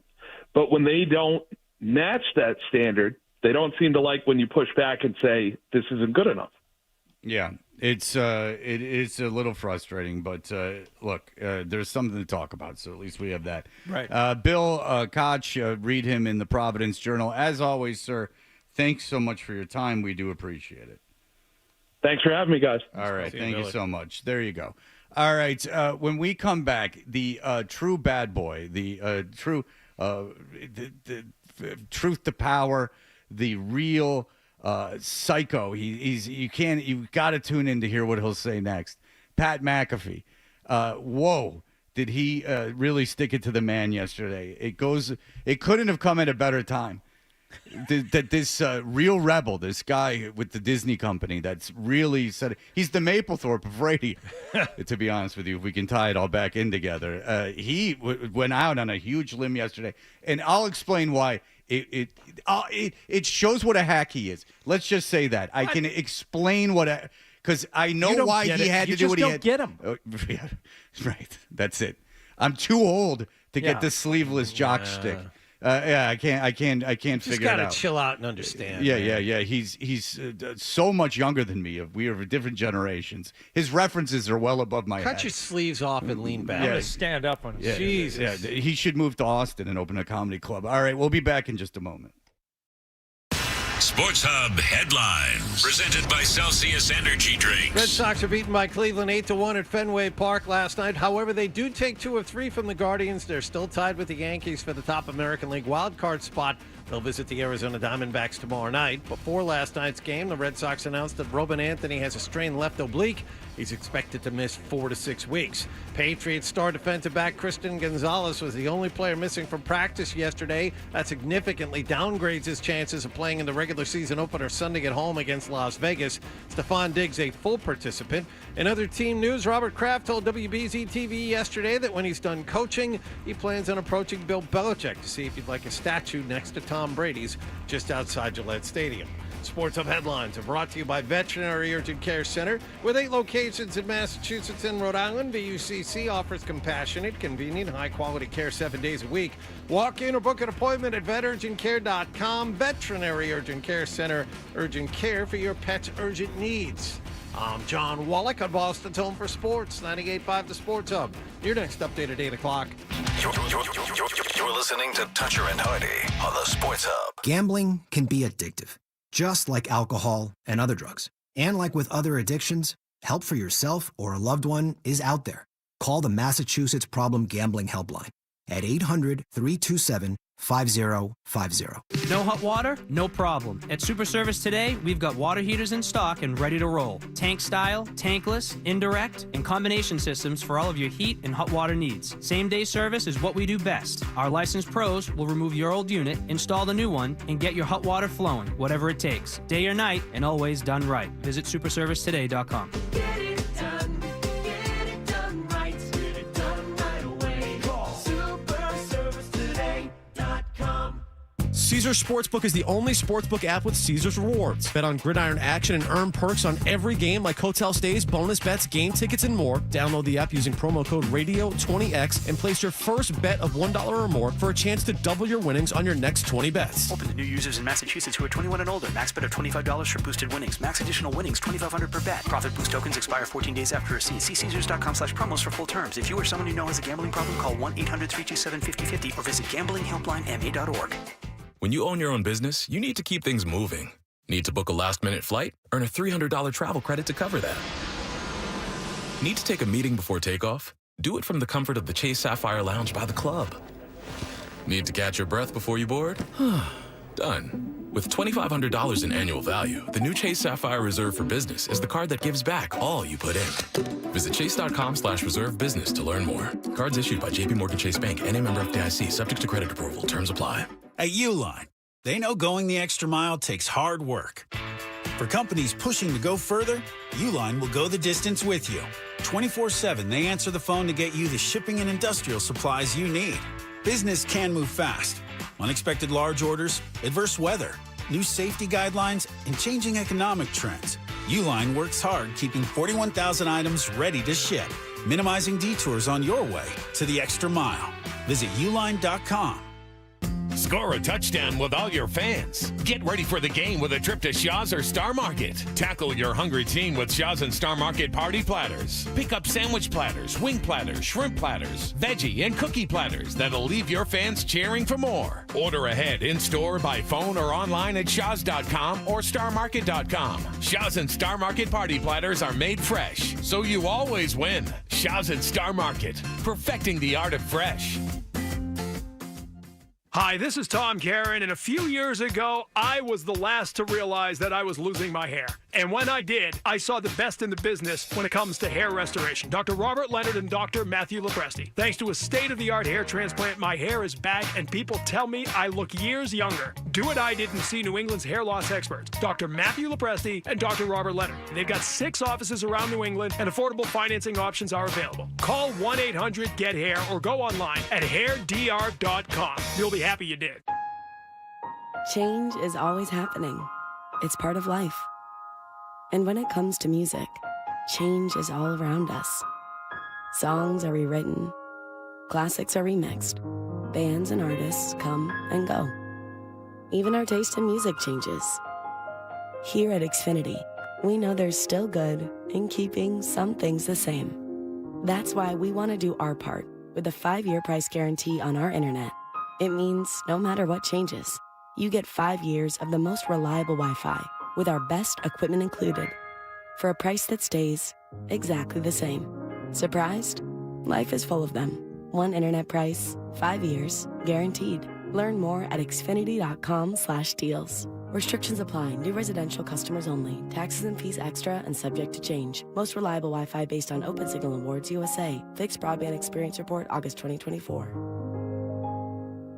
You've got to try the new burgers at the Nines. Bigger, bolder, and beefier. Our half-pound, 100% American Angus beef is sure to please. Try the new bourbon onion burger and get more ang for your buck.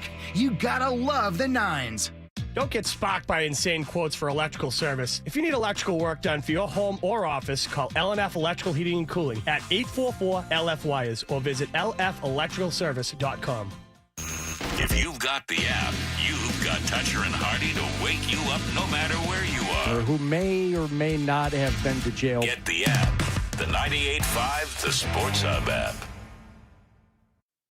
Is elongating. Weekday mornings. Here goes Hardy.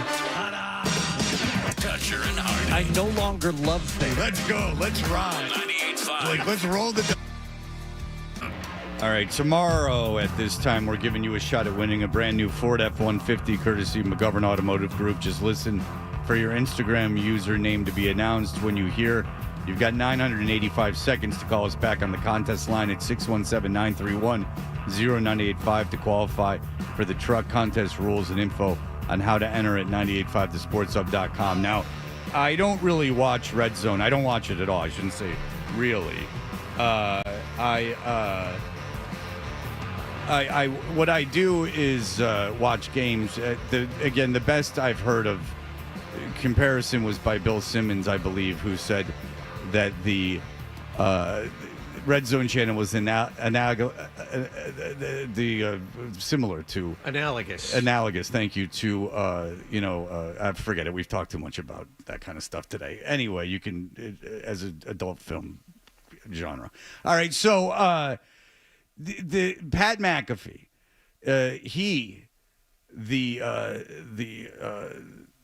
voice, the insubordinate, rebellious voice of ESPN, the guy that is changing the game, that is truth to power, the man that is holding all of those accountable. He cannot be restrained. He's got a guy with a mullet and a cowboy hat on the show. He is something that an old 50-year-old geezer like me I simply can't wrap my head around. It's too counterculture. It's too out there. It is so fantastic. I am filled with rage and jealousy. So he has Scott Hansen on. Scott Hansen's weird. Scott Hansen's a weird guy. Scott Hansen really thinks that he is something special. If it's holding his pee and like all this stuff, like he talks about himself unironically like he's this incredible broadcaster. It's pretty strange. Like even Howard Stern's King of All Media thing was comedic and a little tongue-in-cheek. Like Scott Hansen is a guy that it's impressive that he can juggle all those highlights, but he talks about himself in a unironically self-praising fashion that is really odd to me. But Pat McAfee had him on yesterday, and I'll explain why this is so hacky. You got to have him on. You're making tens of millions of dollars. Am I jealous of that? Absolutely. He's a great businessman, Pat McAfee. He licensed his product in a very smart way. It's a terrible product, but I will give him that. So he's got to have Scott Hansen on because ESPN has Red Zone now. I get it. You got to have him on. And I have Scott Hansen on. It's my company. I'm not crapping all over Red Zone, but I'll show you why this is an exercise, and it completely illustrates my point on the just ridiculousness of calling him a rebel. Can you give us a preview of what it's going to sound like on Sunday there? Yeah. I'm going to close my eyes. Oh, man. Let me, before I do it, can I just say one thing? The business folks handle the business. Of course. And I have no say over different elements that could or could not be in the show. Okay. And so they've had him on to announce they're going to play commercials. Okay, so big guest this morning. We're going to talk about this guy in his show that hasn't had commercials before, but now it's going to have commercials. But I get it. Like I understand that you got to have him on. So far so good. I've done similar things in my time. 7 hours of red zone football. Oh, he's the worst. Both of them together, like it's too much. Too much shtick. It's just what was the show? Too much shtick. I'm drowning in shtick. Starts now. Wow. Well said. I realize that might be a slight change to some of you, but that's what the catchphrase will be going forward. We all understand what the NFL is, okay? We all understand what the NFL is. As soon as we heard it's in 50 million homes and everybody's watching it, we knew immediately there was going to be commercials dropped in there. Now, they already started doing commercials with the L-Raps. You know, they already started sliding those in now. True. You guys were saying commercial-free football, and I saw a Lowe's ad on my screen as you were doing that. I'm like, we're certainly getting money from commercial stuff, though. Fine. You're going to maybe go to the bathroom now. If there is like a little... No bathroom. You still stand in solidarity. Married to it. Yeah, I respect 17 years? Yes. But I don't think anybody's upset about the commercials. I mean... Okay, so that's where why do you say that? Like, what? That's unnecessary. And it's insulting to your audience, you big revolutionary insurgent. You crazy truth. Boy, ESPN can't handle you. Again, a guy who self-described went after middle management. Wow, I really hope you gave HR the what for. So you didn't have to say that. That's nonsense. People don't care. First of all, I didn't even know they didn't play commercials during Red Zone because I don't like it. I like the games. I have the YouTube. I like to flip around the games. It doesn't matter to me if they're in the red zone or not. I don't like it. It's too fast cutting. At least I haven't lost that attention span part of my life. But regardless, millions of people love it. And you're having Scott Hansen on, who's incredibly annoying, and all I'd want to do is get him off the air. I wouldn't indulge him at all. I swear to God, I'd have him on, and I go, what's going on? And he'd be like, we're playing commercials now, da-da-da-da-da, and I'd be like, fantastic, thank you. And I would get rid of him. Or I'd make fun of him for being the way he is. This venom for Scott Hansen, and I don't want to, like, throw Perillo under the bus, but whenever we would sit there and watch, like, Red Zone when I was doing pre and post, he was always throwing his hands up. He's like, that's not right. That's not wrong. I said, that's a tough job. It's a tough job. It's not. I'm not criticizing the way he does his job. I'm criticizing I think you're misunderstanding him. I'm criticizing him about the way he speaks of him doing his job. I'm unfamiliar with how he does his job, and I'd imagine it's very difficult. You're keeping track of, you're juggling 8 games for 7 hours, and knowing names and pronunciations. And no it's a lot. bathroom breaks. Right, exactly. But this, it's this self-aggrandizing that he does, because that's a very particular talent, and not a talent that I particularly want or covet. It's just like, you're good at juggling information in real time. Like, that's not an entertainer. It's a skill. Fine. Again, we're really off course. Scott Hansen's annoying when he talks about himself. That's my point. And he is. That wasn't annoying? What I just played you wasn't annoying? I think he's playing up to the McAfee audience. Well, I think he's playing into the vibe of the show, which you don't get. Well, yeah, my bad. He's a dork. That's the thing, is that if he wasn't a dork, like if he was just like a gruff, controversial guy with beliefs I didn't believe, that I can understand. I'm not here to tell you that. He's a nerd. That's the problem, is that he's a complete nerd, McAfee, and so's Hansen. But I got news for you, Hardy. If someone comes on with that kind of energy, you got to bring the room down. You can't match his energy. You have experience in this? When faced with manic behavior, one is... What happens when you do that? You can't meet it with manic behavior. Positive manic behavior has to be met with negative. Not joking, like overly negative, mellower energy. Well, when that happens, you point it out to me, all right? Yeah, exactly. All right. So here, this is the line.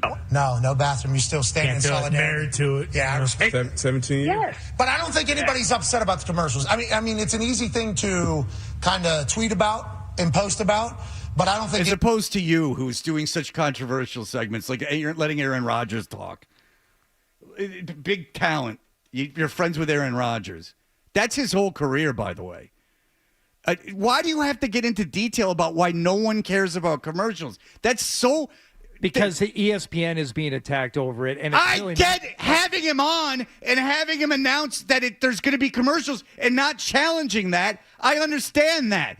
I told you, you got to have him on. I'd have him on too. ESPN says you have to have him on. What do I care? It's not politics or changing the world, but I'm not going to sit there and start playing with myself over how no one cares about commercials. What are you talking about, you idiot? He's been given a mandate, probably. But not to say no one cares about commercials. There's no way ESPN said, Pat, go say... First of all, what a ridiculous conversation to have with management. Well, if okay, middle management told him that, he would say no, right? Because he rages against that particular machine, right? But if the guy who's actually paying him the $100 million, like you really need to go in there and put the fire out of yeah, this right. That's a conversation that no boss ever has said to me.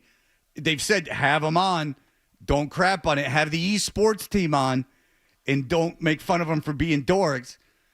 Fine, but I'm not going to sit there and go, it's the greatest thing ever, and boy, this is fantastic. There's no reason to. What he just did, there's no reason to do. And there goes your whole notion that he's some anti-corporate maven that's really ESPN shaking their boots about. That's about the biggest sellout thing I've ever heard in my entire life. And I'm not above selling out. Not only do you not get McAfee, you don't get that us cool people don't care about commercials. Yeah. You are so out of touch. I really wish we didn't have to break. Hell? I really wish we didn't have to break, but we have to break. I can't stand him. It's just a guy that you're all a bunch of you're just all dorks. Like you're just all dorks. Everyone just a big nerdy jock dork. Screw him. Ugh. I hate that people say he's a rebel. All right, we'll be right back. You're the dork who doesn't get it. We talked about Maplethorpe. Toucher and Hardy, 98.5 The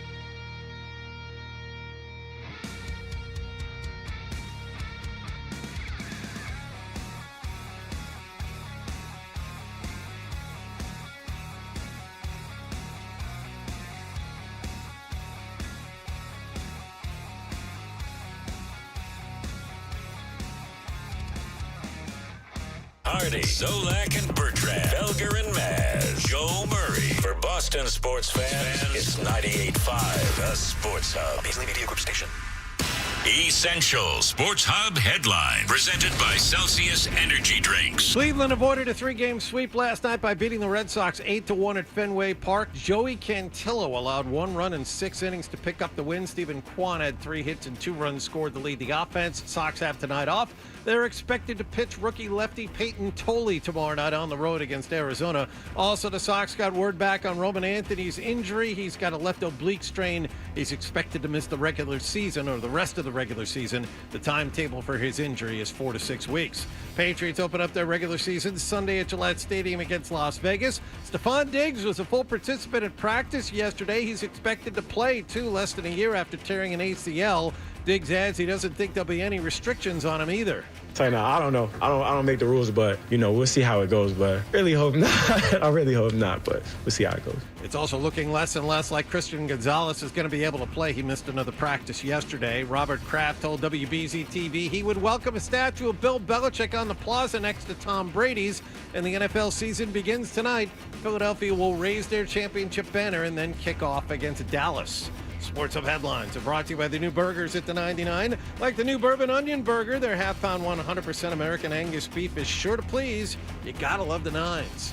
I'm John Wallach on Boston's Home for Sports, 98.5 The Sports Hub. Your next update at 8:30. To us, Boston pride runs deep. I'm a Bostonian! This is Boston's Home for Sports. Bow, bow, bow! 98.5 The Sports Hub. Oh boy, I guess it's time for more Toucher and Hardy on 98.5 The Sports Hub. Hardy, you can watch us on YouTube. Follow 98.5 The Sports Hub on YouTube. Just subscribe to it, all right? All right, so I just crapped on McAfee, and now I'm going to crap on Whitlock. It wasn't supposed to be this way, but it is what it is. I don't know that you're going to crap on Whitlock. No, I think he's got some good ideas. It's just different, though. It's not like it's different. There is a tonality that's going to be different. Okay, this one we just differentiate. This one we just listened to. I think there's a lot more of just listening to this one. Yeah. All right. Yeah. So McAfee did the thing where he had Scott Hansen on and said, "No one cares about commercials," which destroys your whole rebellious nature of him. Like, that was unnecessary. Having him on was necessary. I get it. You didn't have to make that statement, and he's rightly getting killed for it. All right. So Jason Whitlock, there was some lady on that network. I don't know what goes on Fox, but there's some, or whatever the hell network he used to be on. I don't know. He's on the Christian network now or something. I don't know what he's doing. It seems like it would be like a Christian-y thing, the way he talked about women. So, me thinks he has maybe a small problem with women. Yeah, right. So there's this hot lady that was on Fox, and it's Joy Taylor. And she got in trouble for having relationships. And Whitlock, if you don't know, is. And I hate to keep doing this, but he's fat and ugly. Like, he just is. He's a big fatso. And he said that he kept his distance from Joy Taylor because he knew your distance, that he would get in trouble because she'd obviously want to sleep with him essentially, and that he's too much. I know what I'm capable of. Right, and that he goes on to describe her big jugs and that peanut butter skin with that big rat. And she comes back and says, in a terrible interview, that not her fault, the guy interviewing her, Cam Newton, she says, I wouldn't have, what the hell is he talking about rightly? Yeah. I would never have, basically, I never would have slept with him. So this is Whitlock addressing that, I assume. No. Okay. This is something brand new. Okay. All right. Did I need to give that as context? Yeah. No, it's perfect context. But now he's going off. This is nuts and bolts football. The issues going on with Alabama. Okay, very good. So I am glad I did this, and I did glad he's on a Christian thing. He's on some kind of thing with they're very put upon and they're being silenced in this whole notion that they're being silenced. Well, you see, it's trying to get to the bottom of what's wrong with Alabama. Yeah, football. So Alabama lost, of course, to Ohio State, Florida State. Alabama lost to Florida State, right? Sorry, Texas lost to Alabama. All right, so they lost to Florida State, who was very bad last year. And we heard Feinbaum callers going crazy, but no one mentioned this. I contend Alabama has more than a coaching problem. These are things that you're not allowed to talk about in mainstream sports media. We're not allowed to talk about the cultural shifts that are manifest and obvious in this alphabet mafia era that we live in. The BLM. Okay, so what I don't understand is this, and Marin has said it too, is that like you're in power. Like I got it 4 years ago, but like this whole notion that you're in power now. Like you won. Marin said it. Like, and I'm not progressive or anything, but I'm aware of what's going on in culture. This is an antiquated argument. Like that battle has been won. You won. Whitlock won. Like you can be free to say any of this. You're saying it. You're making a lot of money. Like I don't get it. You can't do this anymore. It's the hacky stuff. It's not even politics. It's just the hackiness of it. Like that whole thing of pushing against the grain. If you say he's allowed to say this, Fred, it ruins so much of his narrative. So can we just accept that this is not what he's saying? You're not allowed to say. I know what he says, and the thing is that A, you're saying it, and B, like this is culture now. Like you have changed the culture successfully. So you're not taking a chance by saying this. Now it's ludicrous, but like nonetheless. All right, so I'll let him say what he says. In this alphabet mafia era that we live in, the BLM, LGBTQIA+, silent P, alphabet mafia. Huh? What does that mean? I don't know what those last couple didn't get things that were. reference. I don't get it. BLM, LGBTQIA+, silent P is ruining sports. I lost it after the LBGQ whatever thing. I don't even know the right terminology for that. That was perfect. I am so sick of the world with letters. All right, here we go. Is ruining sports.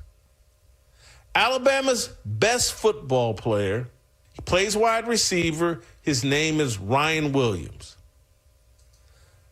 Runs around with painted fingernails. Boy, does he have to catch his breath. That big fat. It's a lot of talking. Yeah. It's a lot of talking. His heart rate is like 190 right now. Look, the lungs are already working overtime. I mean, okay, I'll let him say what he's going to say. Ryan Williams. Runs around with painted fingernails.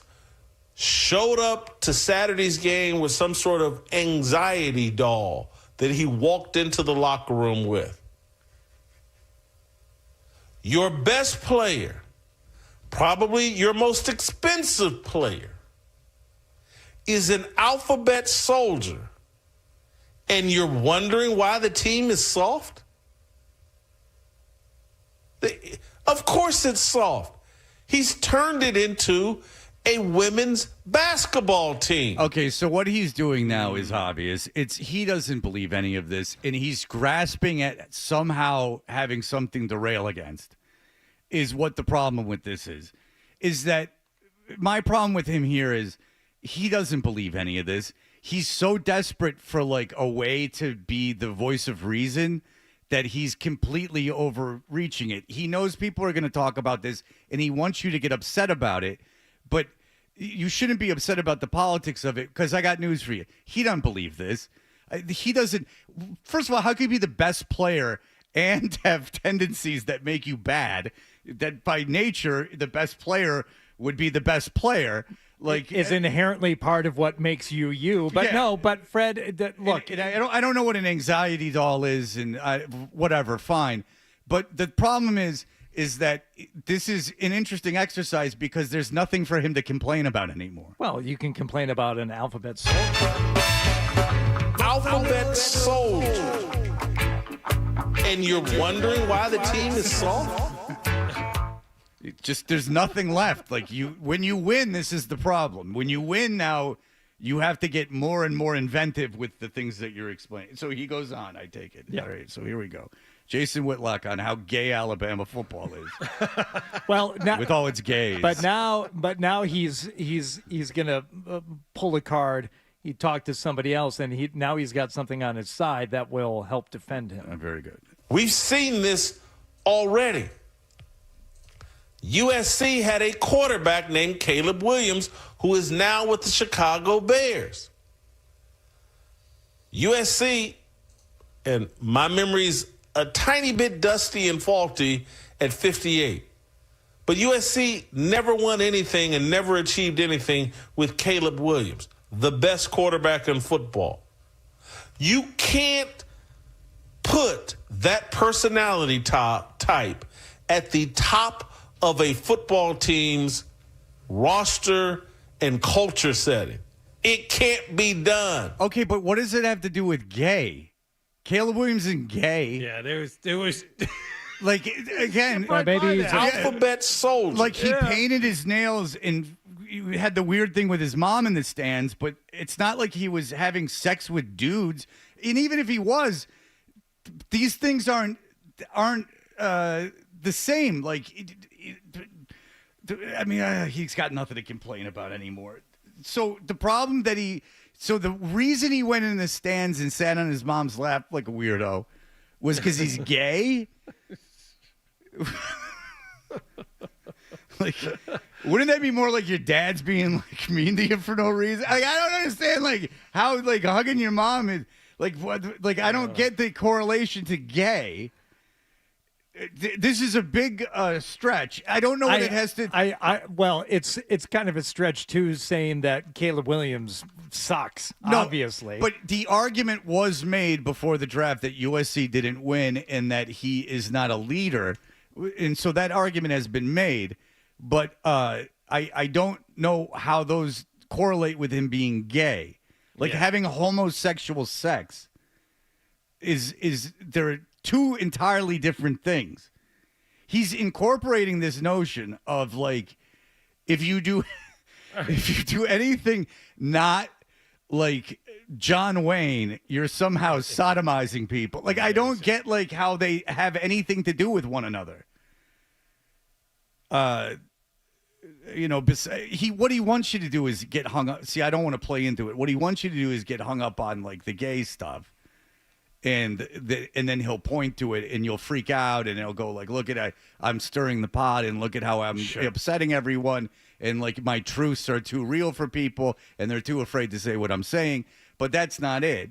The problem is that it's ludicrous because he's got nothing to complain about now. That's the real issue, is that everything going on is what you wanted. So.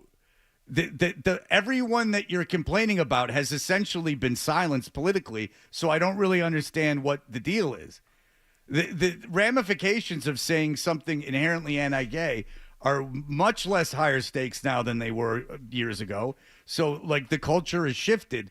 You can't play this role anymore. You can now say, isn't it great, like, everyone is, like, on the same page as me, but, you know, and we finally got our men in charge. That you can say that, but you can't complain like you're on an island. You're not on an island anymore. What you have rallied for is now the culture. Yeah, it's the cultural psyche, which of course is spelled with a silent P. Thank you. Yes. Yeah. Maybe that's what it refers to. Like he wants you to. It's baiting, getting you to try to bait you into like going crazy about like what a rebel he is, and that's what he wants, and so he can go on his show the next day and go, look at, I've pissed off all these gay-loving commies and this so much and so far. But he doesn't believe what he's saying. That's the problem. Just like McAfee doesn't believe that you don't care about commercials during Red Zone.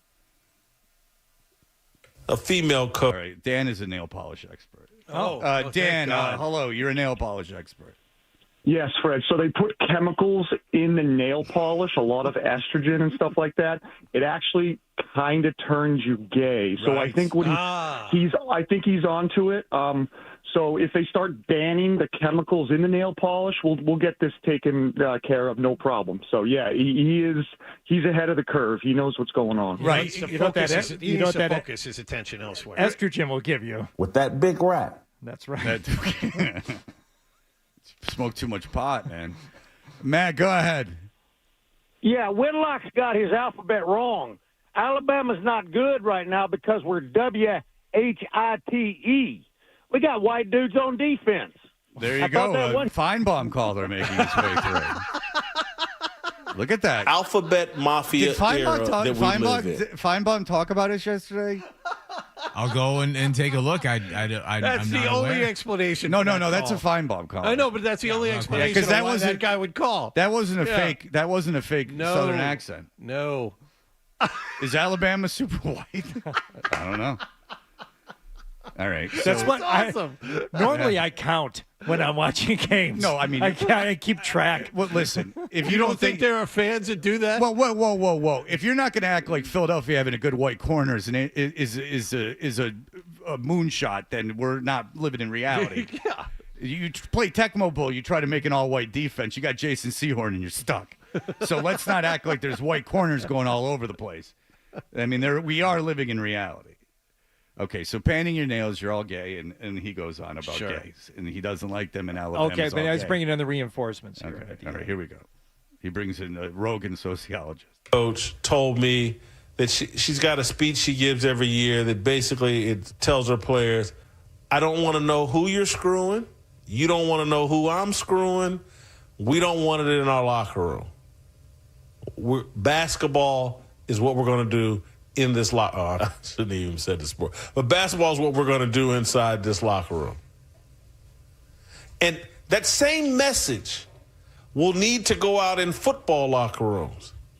Leave your painted fingernails, leave your anxiety dolls, leave all your feminine energy someplace else. Because feminine energy doesn't win football games. What if you came in as a super macho, like Butch, leather boy? Now that would throw it all on its head.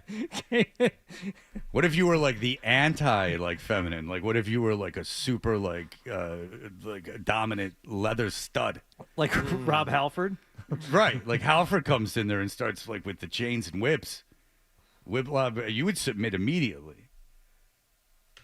It might win bake sales. Oh yeah, all right. It might sell subscriptions on OnlyFans. Right. Here we go. It'll clean a kitchen. Man.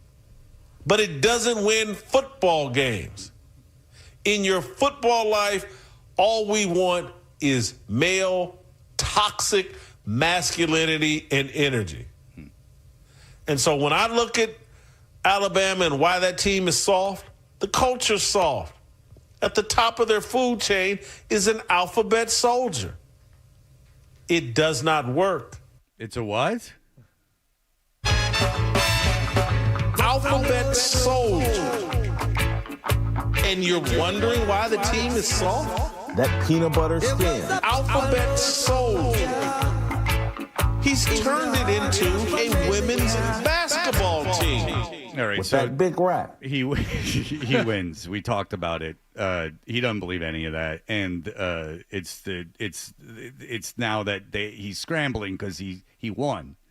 He already won, so now it's got to get more and more ridiculous. Like at the end there, Hardy looked at me. Like at the end there, he's just throwing. I was listening to this yesterday. Like he threw the kitchen thing in there. I was like, that's he's like scraping actively the bottom of the barrel. Well, it's not. He's actively like hacky. Like he's actively trying to upset you, which is fine. I'm outraged, Jason Whitlock. It's your society is. I'm freaking out. Everyone's freaking out. You've shifted the culture.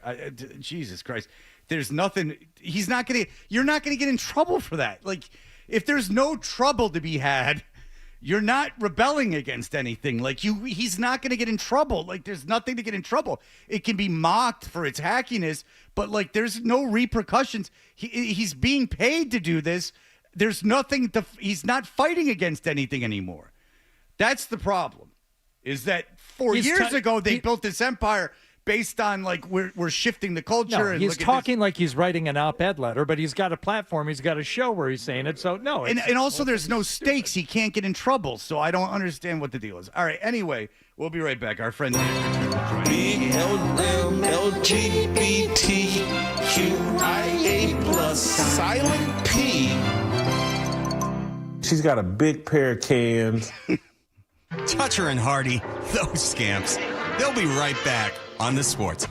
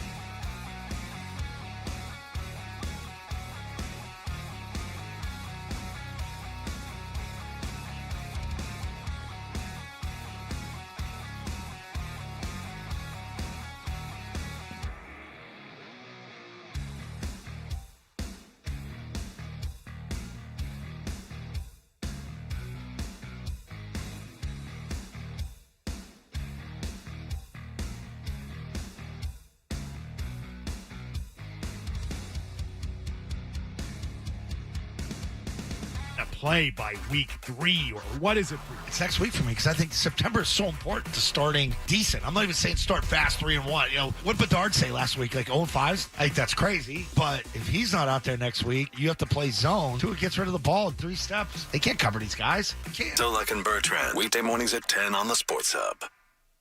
Fred, what's it like to work with Hardy and Wallace? What a golden ticket I've gotten. There you have it. Toucher and Hardy resumes on the Sports Hub. During the draft, my son was next to me. He is in 77 leagues, and they do trades right after the draft. It's the most annoying thing ever. Yeah. But the people gave me a D-. Now everyone's going to be entertained right now because I'm going to give you my team. Now everyone can get excited because everyone wants to hear this. But I can't figure out why I got a D-. Here is my starting lineup. Kyler Murray, Mike Evans, Garrett Wilson, Jacoby Myers, Saquon Barkley, who you didn't want me to take, but I took him. DeAndre Swift, Trey McBride, Warren from Pittsburgh. That doesn't seem so bad to me. Why is that so bad? I don't think it's a D-, but that ain't an A. Nah. What did I do wrong? Well, when did you take Barkley in the first round? I took him 4th. I know you would have had me take CeeDee Lamb or someone, but sure. I wanted to take Jahmyr Gibbs, but he was taken 3rd.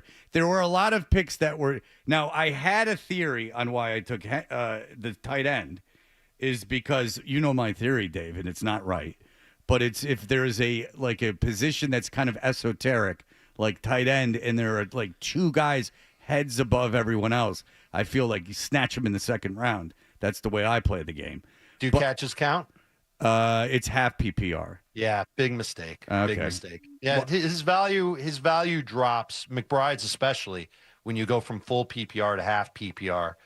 And you know what? Taking Saquon there, I guess it's not the end of the world, but I feel like the grades that we get are all meant to troll you. Yeah, but you don't like the about team. it. Yeah, you don't. But you don't like the team, and you're the expert. I wouldn't want to manage that team. That sounds like a headache of a team. Okay, so who at 4?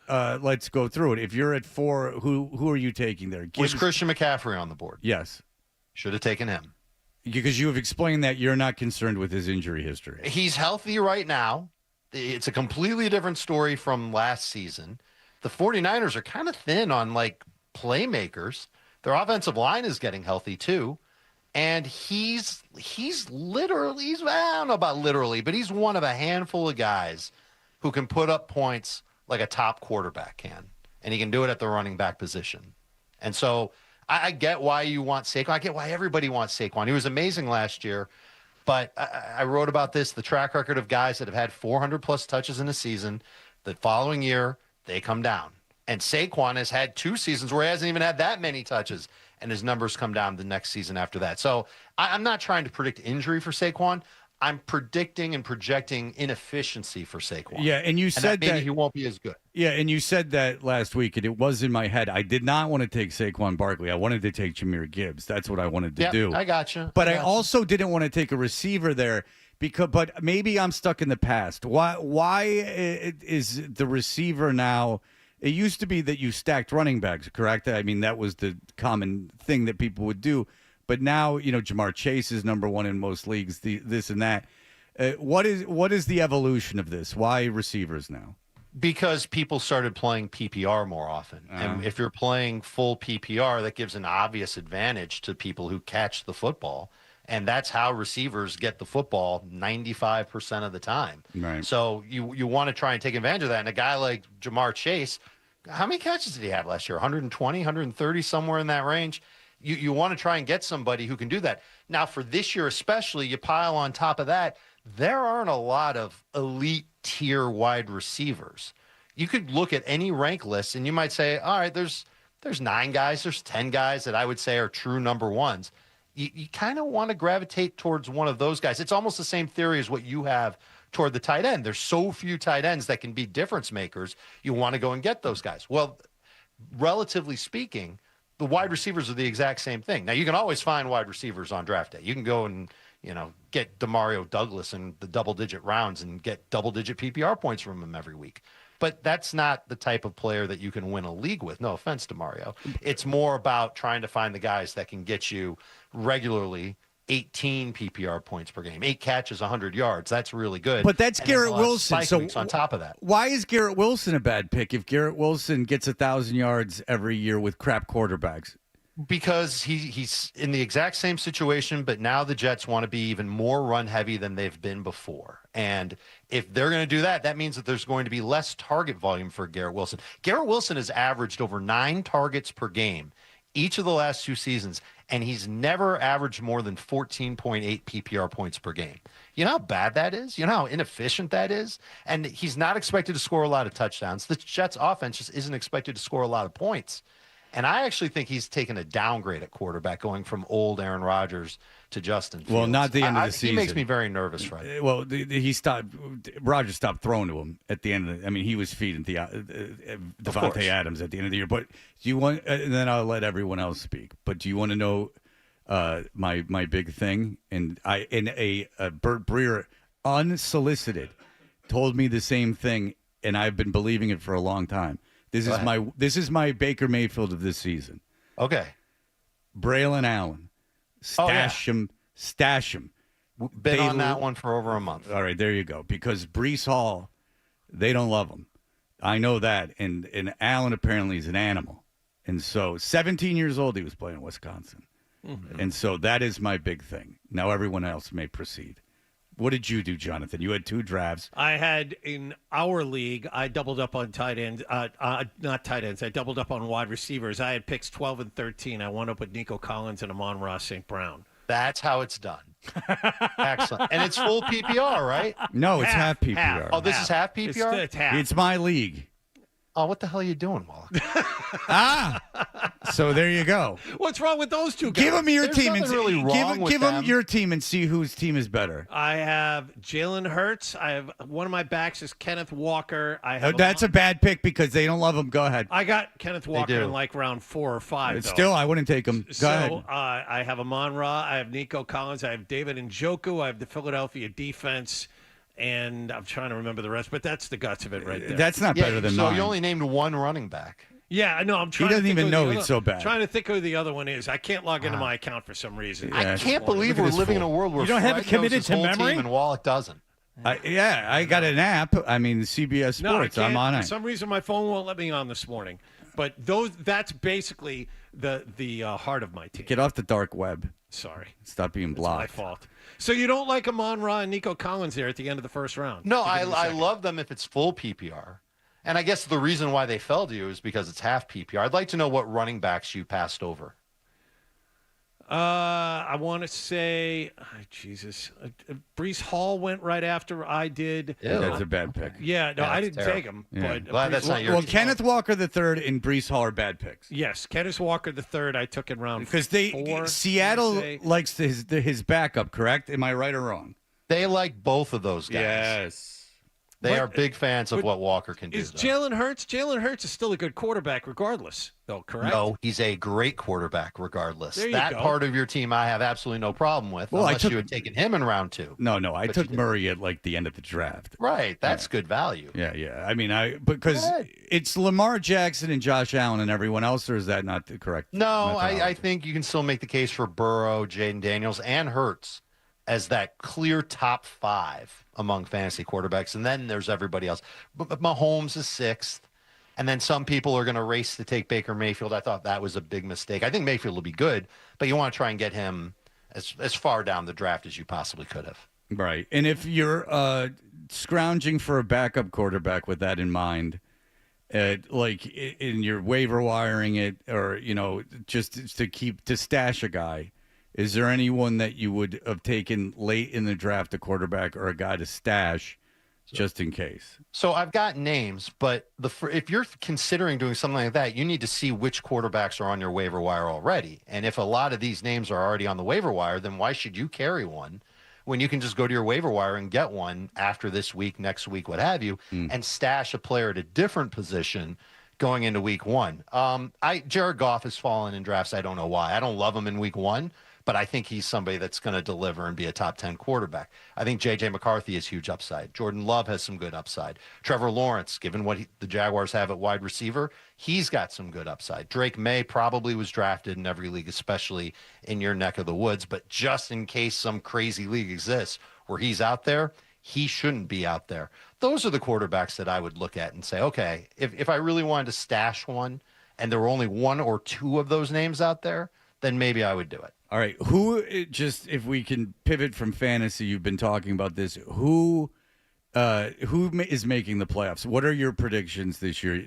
Now, Dave Richard, I love because I was telling my parents this over Labor Day. He's the only guy I know in any capacity that watches every game all the way through. And that's not a lie. Like, if you follow a bad team, you see that national broadcasters are box score analysis. Like, you can tell that they don't watch the games. Patriot fans are experiencing that for the first time recently. So as someone who is this familiar with all the teams, who do you have in the playoffs? Do you want division winners or you just want? I want just run through the league if you can do it off the top of your head. All right, Buffalo's winning the East. Baltimore's winning the North. Houston's winning the South. Denver's winning the West. Your wild card teams are Kansas City, Pittsburgh, and Cincinnati. Baltimore makes the Super Bowl. Yeah, Pittsburgh makes the playoffs. Oh, interesting. Baltimore makes the Super Bowl. I think Baltimore might lose like 2 games all year. I really love their team. NFC, Philadelphia wins the East. Detroit wins the North. Tampa wins the South. San Francisco wins the West. The wild card teams are Washington, Green Bay, and the Giants.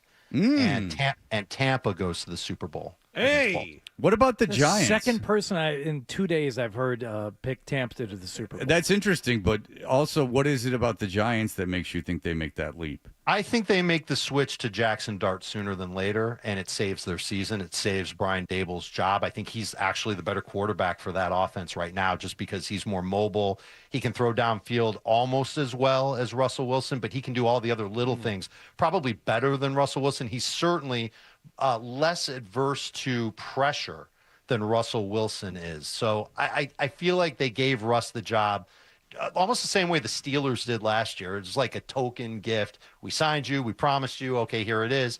But I don't know how long he holds it for. And I think Dart turns that team around. And their defense is like low-key great. They've got an awesome pass rush. They improved at safety. They improved at corner.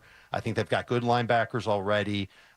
You watch. They're going to give Washington a tough time in week 1. Yeah, one funny story about Russell Wilson, and this is true, is that there was a play on the Steelers that was shown to a reporter by a coach, and Russell Wilson, it was a running play that he called in the huddle, did not check out of at the line of scrimmage, and dropped back to pass. I saw that. So Russell Wilson, that's a true story, and I was shown the play. Yeah. Everyone is like going right, like the whole offensive line. The running back goes to receive the handoff, and Wilson drops back to pass. Dart looked good against the Patriots in week 3 of the preseason. He certainly did. And he's looked good for a while. And he was my second favorite quarterback in the draft process. And they certainly let him run. They let him take hits in that game. All right, Dave Richard, follow him at Dave Richard, YouTube every morning, Fantasy Football Today, 3 times a week on Fantasy Football Today on the CBS Sports Network. Thanks, Dave. You got it, guys. Good luck in week 1. Appreciate it. Here are the headlines. Sports Hub headlines presented by Celsius Energy Drinks. Cleveland Guardians beat the Red Sox 8-1 at Fenway Park last night. Sox 3.5 games out of first place in the division, tied with the Yankees for the top wild card spot in the American League. They visit Arizona tomorrow night. Also, the Red Sox announced Roman Anthony is expected to miss the next 4 to 6 weeks with a left oblique strain. Patriots open up their regular season Sunday at Gillette Stadium against Las Vegas. Christian Gonzalez missed practice yesterday. It's looking less and less like he'll be able to play on opening day. NFL season begins tonight. Philadelphia raises their championship banner. They'll host Dallas. Sports Hub headlines are brought to you by Dr. Matthew Lopresti and Leonard Hair Transplant Associates, the hair doctor of Hardy, Tom Karen, and Tommy Curran. Call 1-800-GET-HAIR for your free consultation. I'm John Wallach on Boston's Home for Sports, 98.5 The Sports Hub. Your next update at 9 o'clock. Stay tuned for more Toucher and Hardy on the Sports Hub. Hey, Mike Felger here. What if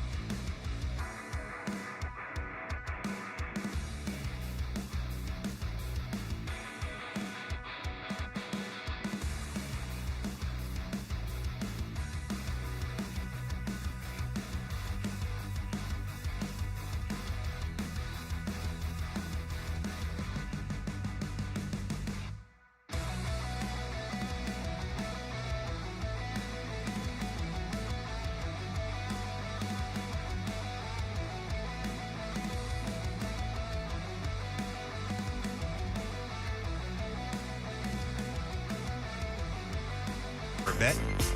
The email bit. We should do the email bit. It's a great idea. Let's do the email bit. Hey, you can email us and go to 98.5 The Sports Hub and follow us on social media. We don't have a lot of time. I was thinking about something, and it's been a theme of the show today, and it's something going on in culture. I don't know if you've noticed this, especially you, Hardy, because I don't care for phoniness. Yeah, I've noticed that. I don't know if you've ever noticed that. Yeah. It's cheap. I don't like that. And we've exposed 2 phony broadcasters today. Now, Jason Whitlock, at least I'll give credit to, is staying on message. He's staying on That brand. peanut butter skin with that big rap. He went on to this whole thing that Alabama can't win because they're gay, and at least he's sticking to his talking points. And Alphabet Mafia. Now he's getting a little more desperate in his attempt to rile up people, but nonetheless runs around with painted fingernails. But he's sticking to his message. What I don't like is I don't like John Oliver. I think he's boring and preachy, but he's a very left-wing comic, and I don't like that. But he does political commentary for that audience. He doesn't turn around and, try to do penis jokes and stuff. Like, he's not changing his act.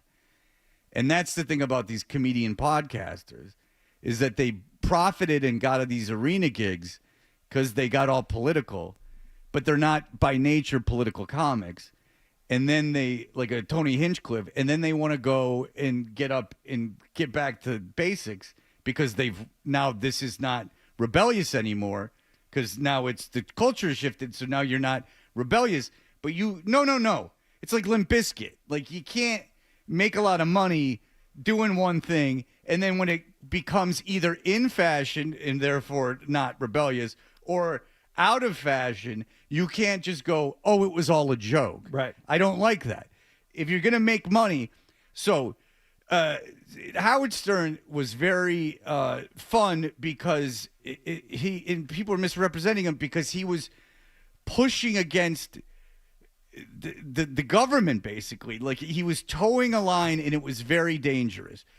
Now he is not that way, but he's suffering for it. I mean, he is. He's not as culturally relevant and all these things. But you understand that what is different about that and what, like, a Whitlock does. But the main offender today, and I do want to revisit this very quickly, is Patrick McAfee, who was presented to us as a iconoclast, a truth to power, a man, disruptor. He's going to go in there and he's really going after, his words, middle management at ESPN, which is very brave. But he has Scott Hansen on, who is weird. Scott Hansen's weird. You guys got on me for it, but I would encourage you to go listen to him speak of himself. It's quite odd.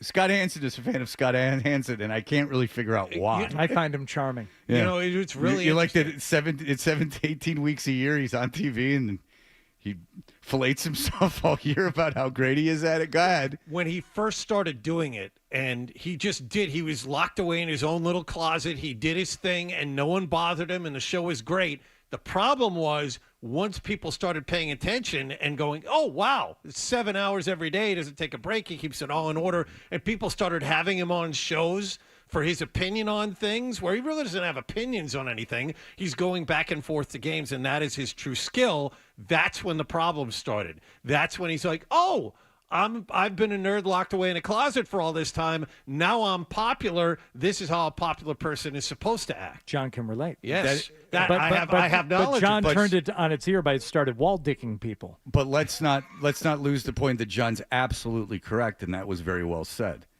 Scott Hansen has no business doing anything but Red Zone, and it's obvious every time he's interviewed. He's a man who seems like uncaged, that he belongs in a room. Let me show you how popular I am. Like, and no one wants to hear this. Like, he's way too energetic. So anyway, I've had to have esports losers on and everything else, and you got to do stuff because you work for a corporation. I understand it. So Scott Hansen goes and does the Pat McAfee show yesterday to basically break the news that ESPN now owns it and they're going to play commercials.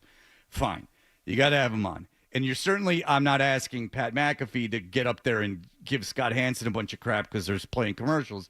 Let him make his announcement. And if it was me, I'd have him on for 2 seconds and I would get him off the air because he's intolerable. But this is the issue right here.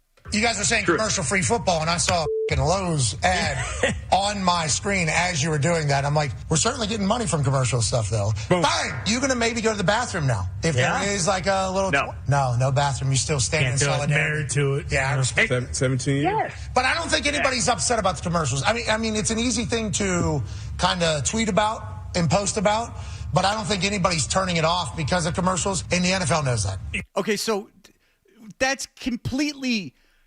patently false. There's no way he believes it, and it's completely unnecessary. One of the reasons why I do go to Red Zone, and I do watch it mostly at the end of the 1 o'clock and the 4 o'clock. There's multiple games. Some of them are close, and that's when I'll watch it. But if I ever go to it in-game, it's because there's commercials on during the game that I'm watching. Okay, has anyone ever advertised hey, we play commercials? Everything we're commercial free. This is a ridiculous point. There's no argument. Yeah. It's the most obvious point in the world. My point is that you can't do it anymore. There's no argument that this phony notion of him being somehow like cool and like you just don't get it is out the window because he just said something that he doesn't believe. And that was completely unnecessary. I get that you had to have Scott Hansen on. I get that you don't fight back on the commercial thing. That's not your job.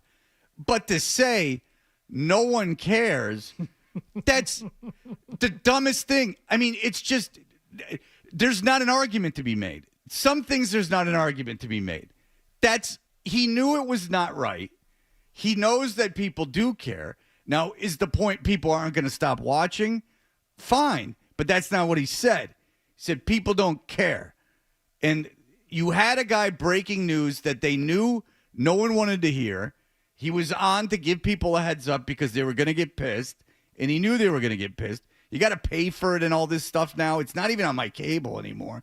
I saw that the Red Zone, I clicked on it to see what they played in the offseason, and it said that I needed a subscription. I already paid for the YouTube. I probably get it on YouTube, but I don't watch Red Zone. But that's me. But the thing is that he's phony. So now he's phony. You can't, and I knew it all along. But now finally I have something that no one can debate. A big phony. Everyone with the phoniness. It's very easy to make money playing to the crowd. But then when the crowd shifts, you can't act like you didn't do it. It's bothering me. I sense that. I don't like the podcast guys. This is supposed to be the email segment. Sarah just emailed in a little while ago and said, I'm confused. Fred hates McAfee, yet he brings him up every week. Is Fred on the take with him? Yeah, that's a good point. Perhaps. If I was smarter, I would be. All right. Phil Perry, who is himself no stranger to controversy right now, is to join us. And he got into it with Vrabel. Or not Vrabel, Diggs. And everyone's apologizing to each other. It was a big mess. And we will talk to him about it in just a moment. Everyone's making amends. More Toucher and Hardy.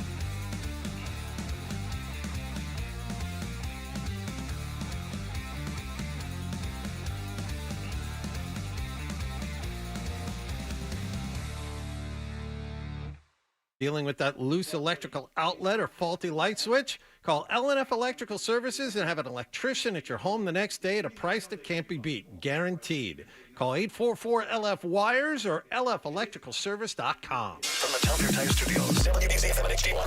It's not just the games. It's Toucher and Hardy, Zolak and Bertrand, Felger and Maz, Joe Murray. For Boston sports fans, it's 98.5, the Sports Hub. Beasley Media Group Station. Essential Sports Hub headline presented by Celsius Energy Drinks. A real rough night for the Red Sox. They got beat by Cleveland 8-1 at Fenway Park. Sox were down 7-0 after 2 in this game. Sox do win 2 of the 3 games with the Guardians. They're still tied with the Yankees for the top wild card spot. They visit Arizona tomorrow night. Now, before the game, the team announced Roman Anthony has a strained left oblique. He told the media he'll be back. I'm not going to put a timeline on anything, and I don't want to set any realistic or unrealistic goals. I think for me, it's just a matter of showing up every day and doing everything I can in the training room and everything I can, sleeping, diet, to make sure that I'm physically and mentally in my best shape, and just try to get out there as soon as I can. He is expected to miss 4 to 6 weeks, which would cost him at the very least the rest of the regular season. Patriots defensive back Christian Gonzalez was the only player who didn't participate in practice yesterday. That significantly downgrades his chances of playing in the regular season opener this Sunday at home against Las Vegas. In other team news, Robert Kraft told WBZ Television that when he's done coaching, he plans on approaching Bill Belichick to see if he'd like a statue right next to Tom Brady's outside Gillette Stadium.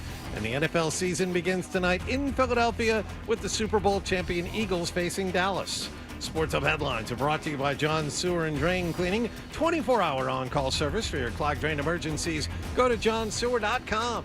I'm John Wallach on Boston's Home for Sports, 98.5 The Sports Hub. Your next update at 9:30. Get the app. There's the potential there for big stuff. 98.5 The Sports Hub app. Get the app. What's the best way to listen to Toucher and Hardy? Well, you're going to have to spend $40. Cough it up, and let's get back to Toucher and Hardy. For that kind of detail. But I've had very few males, friends to talk to through the course of the day. So I'm here for you, man. I'm itching to talk. No, I love it. I love it. I'll talk all day. Whatever you want. I see you guys every day, and I unload on you. I felt this was a new guy to unload on. Oh, that's what friends are for. Of course. Yeah. To have one-sided conversations where one person Welcome, just Phil. complains. Yeah, Good for you. Listen, I'm A wall with a face, really. I'm self-aware enough to realize how intolerable I can be. As professional as possible. So Phil and Tom, if I don't want to mistakenly or say the wrong names, but my words, I had some conversations and I had some interviews throughout camp, and some of my words are misconstrued and kind of I don't know, me talking to another individual, I don't know, it was kind of regurgitated in another way, or taken out of context, and I think I was referred to as a pain in the ass. Okay, so he's referring to our own Phil Perry and Tom Curran from NBC Sports Boston. And I'm kind of bouncing here, but if you can follow me, I don't know if you have it. It's the original question of Vrabel about Diggs. So Diggs did a interview with the very malleable, the person who is takes a joke very well, Diana Rossini. And he said he said, I don't know if I'm playing week 1. And so that's what he said. Was he being cute? Who knows? But it's training camp and you have the coach. Diggs is a big free agent signing. And as I kill time waiting for this clip, I should have been better about this. But this is Phil's question to Mike Vrabel right here. Right, about Diggs. About Diggs. That's yesterday about how he's not sure about his readiness for week 1. Did you really believe that, Phil? I mean, you're a smart guy. I don't know where you went to school. It wasn't Ohio State, but do you really believe that? Do you really believe that, Phil, or are you just trying to bait me into something? I'm not baiting you into Okay. anything. We went to Georgetown, which is way better. But, Phil, all right, so that's obviously a legitimate question. In my opinion, that's what started all this. Vrabel freaks out a little bit on you.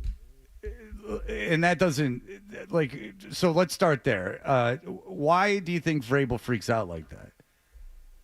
Honestly, I found it to be sort of his sense of humor at the time. He's a ball buster. Right. And so, I don't know him as well as some other guys that were on the beat, like when he was a player. But I know him, I think, to a level where for him to bust my balls in that way was not that surprising at the time. And I think that's just who he is. You kind of have to be ready to go back and forth. But that did start this. Now, what did you write about Diggs that he's referring to? So it wasn't written. It was in a conversation on Quick Slants later that night. So after that press conference, we were talking about that bite from Vrabel, and we were wondering, was he just busting balls? Is he actually frustrated maybe with Diggs? Not necessarily the question, but for, having to now answer questions for Diggs. Diggs isn't going to be talking to the local media. Right. He just did this one interview with a national person. That might be it before the season even starts. So that was the conversation. And I wish I had my quote in front of me, but I said something along the lines of, we're starting to get some evidence here that maybe he's becoming a bit of a pain in the posterior, is how I put it, because I'm cheesy and a loser. You're a pussy. I mean, just what a loser. And so that sort of got clipped and went viral, whether it goes viral or not. I did feel soon thereafter, I was like, that was speculative, number one. It also was sort of delving into somebody's character, which is not usually a lane that I'm traveling in. And so I said, I should probably apologize to this guy. By the way, it was also like, you should never pay attention to your Twitter mentions or anything along those lines. We all know that. It was seemingly going kind of viral among Patriots fans to the point where somebody sent me a screen grab of the Cardi B verified account liking a tweet that said Phil Perry is an idiot in all caps. So I said, oh boy, this is like kind of, I don't know what their boyfriend, they're in a relationship, obviously. Yeah, and I understand, like, okay, so you say, this is unfortunately how media works now, is that you say something, you're on the air and you're talking about what Diggs being a pain in the ass isn't like a novel concept. He's been a pain in the ass wherever he's been. But what the problem is that obviously when things get clipped and they go quote unquote viral, it's out of context. It becomes this whole other thing. And then the implication is that you were going on this huge diatribe against the guy, and it's just, maybe that can get lost. And so you realize at that point, Diggs is aware of this, and maybe I should have chosen my words differently. Yeah, and I even thought to myself, all right, being on the beat, you have, I won't say there've been, hundreds of these types of interactions, but I've said a lot of things that players haven't liked, that coaches haven't liked, and had a lot of interactions where I end up apologizing, which is fine. I've gotten pretty good at it. I've had to do it quite a bit over the years. So I said, I should probably say something to this guy. We got off on the wrong foot here. Tried to a couple of different times. Got him in the locker room on Friday. Said, hey, I'd like to apologize for something I said on the air recently. He said, don't worry about it. We're good. We'll talk next week. Big smile, walks out the door. And then we had the press conference yesterday, which is fine. Honestly, I'm fine with the way he handled it. It was being asked yesterday on TV, like, what did you make of this? If we are going to have a platform to talk about other people in a way that they don't like, for him to kind of call me out in a press conference setting, I have to be okay with that too. I think it'd be hypocritical not to be okay. I like it. I like that he did it publicly, because it's not like he's, behind the scenes threatening you and doing this stuff. He just came out on the press conference and he goes Phil and Tom. Yeah. And that's his prerogative. Totally.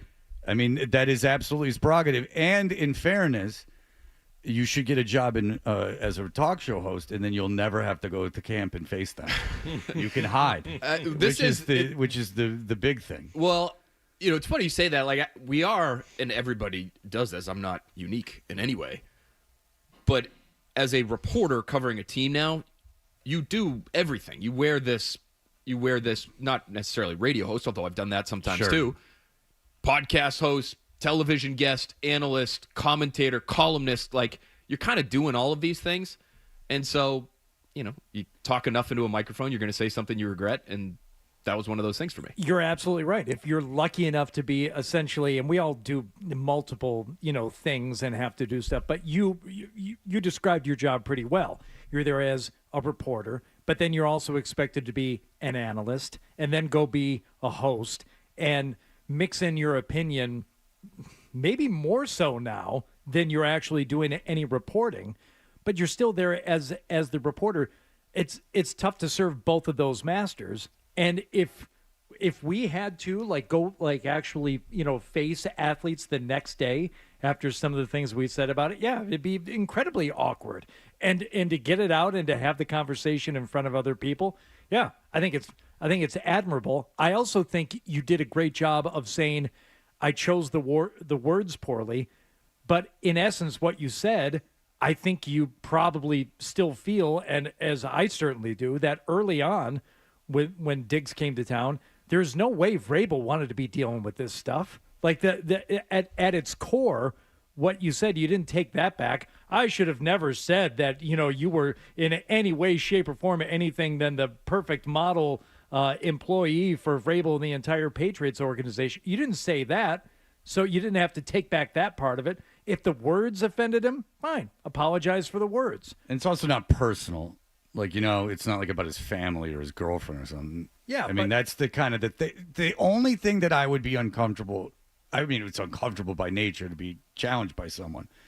But as long as it's in regards to the sport that they play, even if it's that they're a pain in the ass, you're not saying he's a criminal and a pain in the ass to society. You're saying is he a pain in the ass to the organization, which is fair game.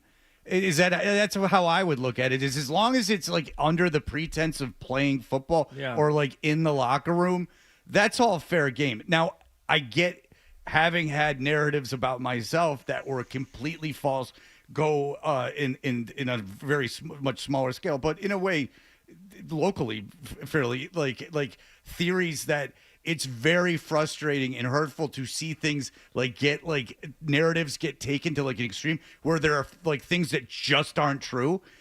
So I am starting over the course of the last few years, kind of understand where players and coaches are coming from. You're not you as a reporter, but especially radio hosts, you're speculating basically. And it's easy to stack things on top of each other and create a story where that story just doesn't exist. It makes logical sense in some fashion that these things could have happened, but they don't. But I think I'm saying it too long again, but that's all football stuff, which I think is all fair game. I think that's fair. Well, I think you're right, but that's why I wanted to apologize, because I never really, as long as I'm still doing the reporter thing, no matter what other jobs I'm doing, I think I still have to kind of hold to that standard. So, and one of the reasons that I felt like I needed to apologize, we were talking to Felger and Hawley on this last night, they kind of felt like it was, why even go apologize to him? I thought it would be a 2-minute thing in the locker room, a quiet thing that nobody would know about. Again, he handled it the way he wanted to, and that's fine. But one of the reasons I wanted to was because I talked to people in the building basically right after we taped that episode of Quick Slants who told me, yes, of course, there were things in the spring that they didn't like, right? Right. But in camp, he had been a, quote-unquote model citizen. So he'd been doing all the right things. He'd been meeting their expectations. So that part of it, too, was something that I felt like I got wrong. All right, so that's the thing, is that you created, that you put pieces together that necessarily weren't there. But didn't continue. The story changed, and this was a way to update the story, essentially. Well, my point is that I understand both sides of it.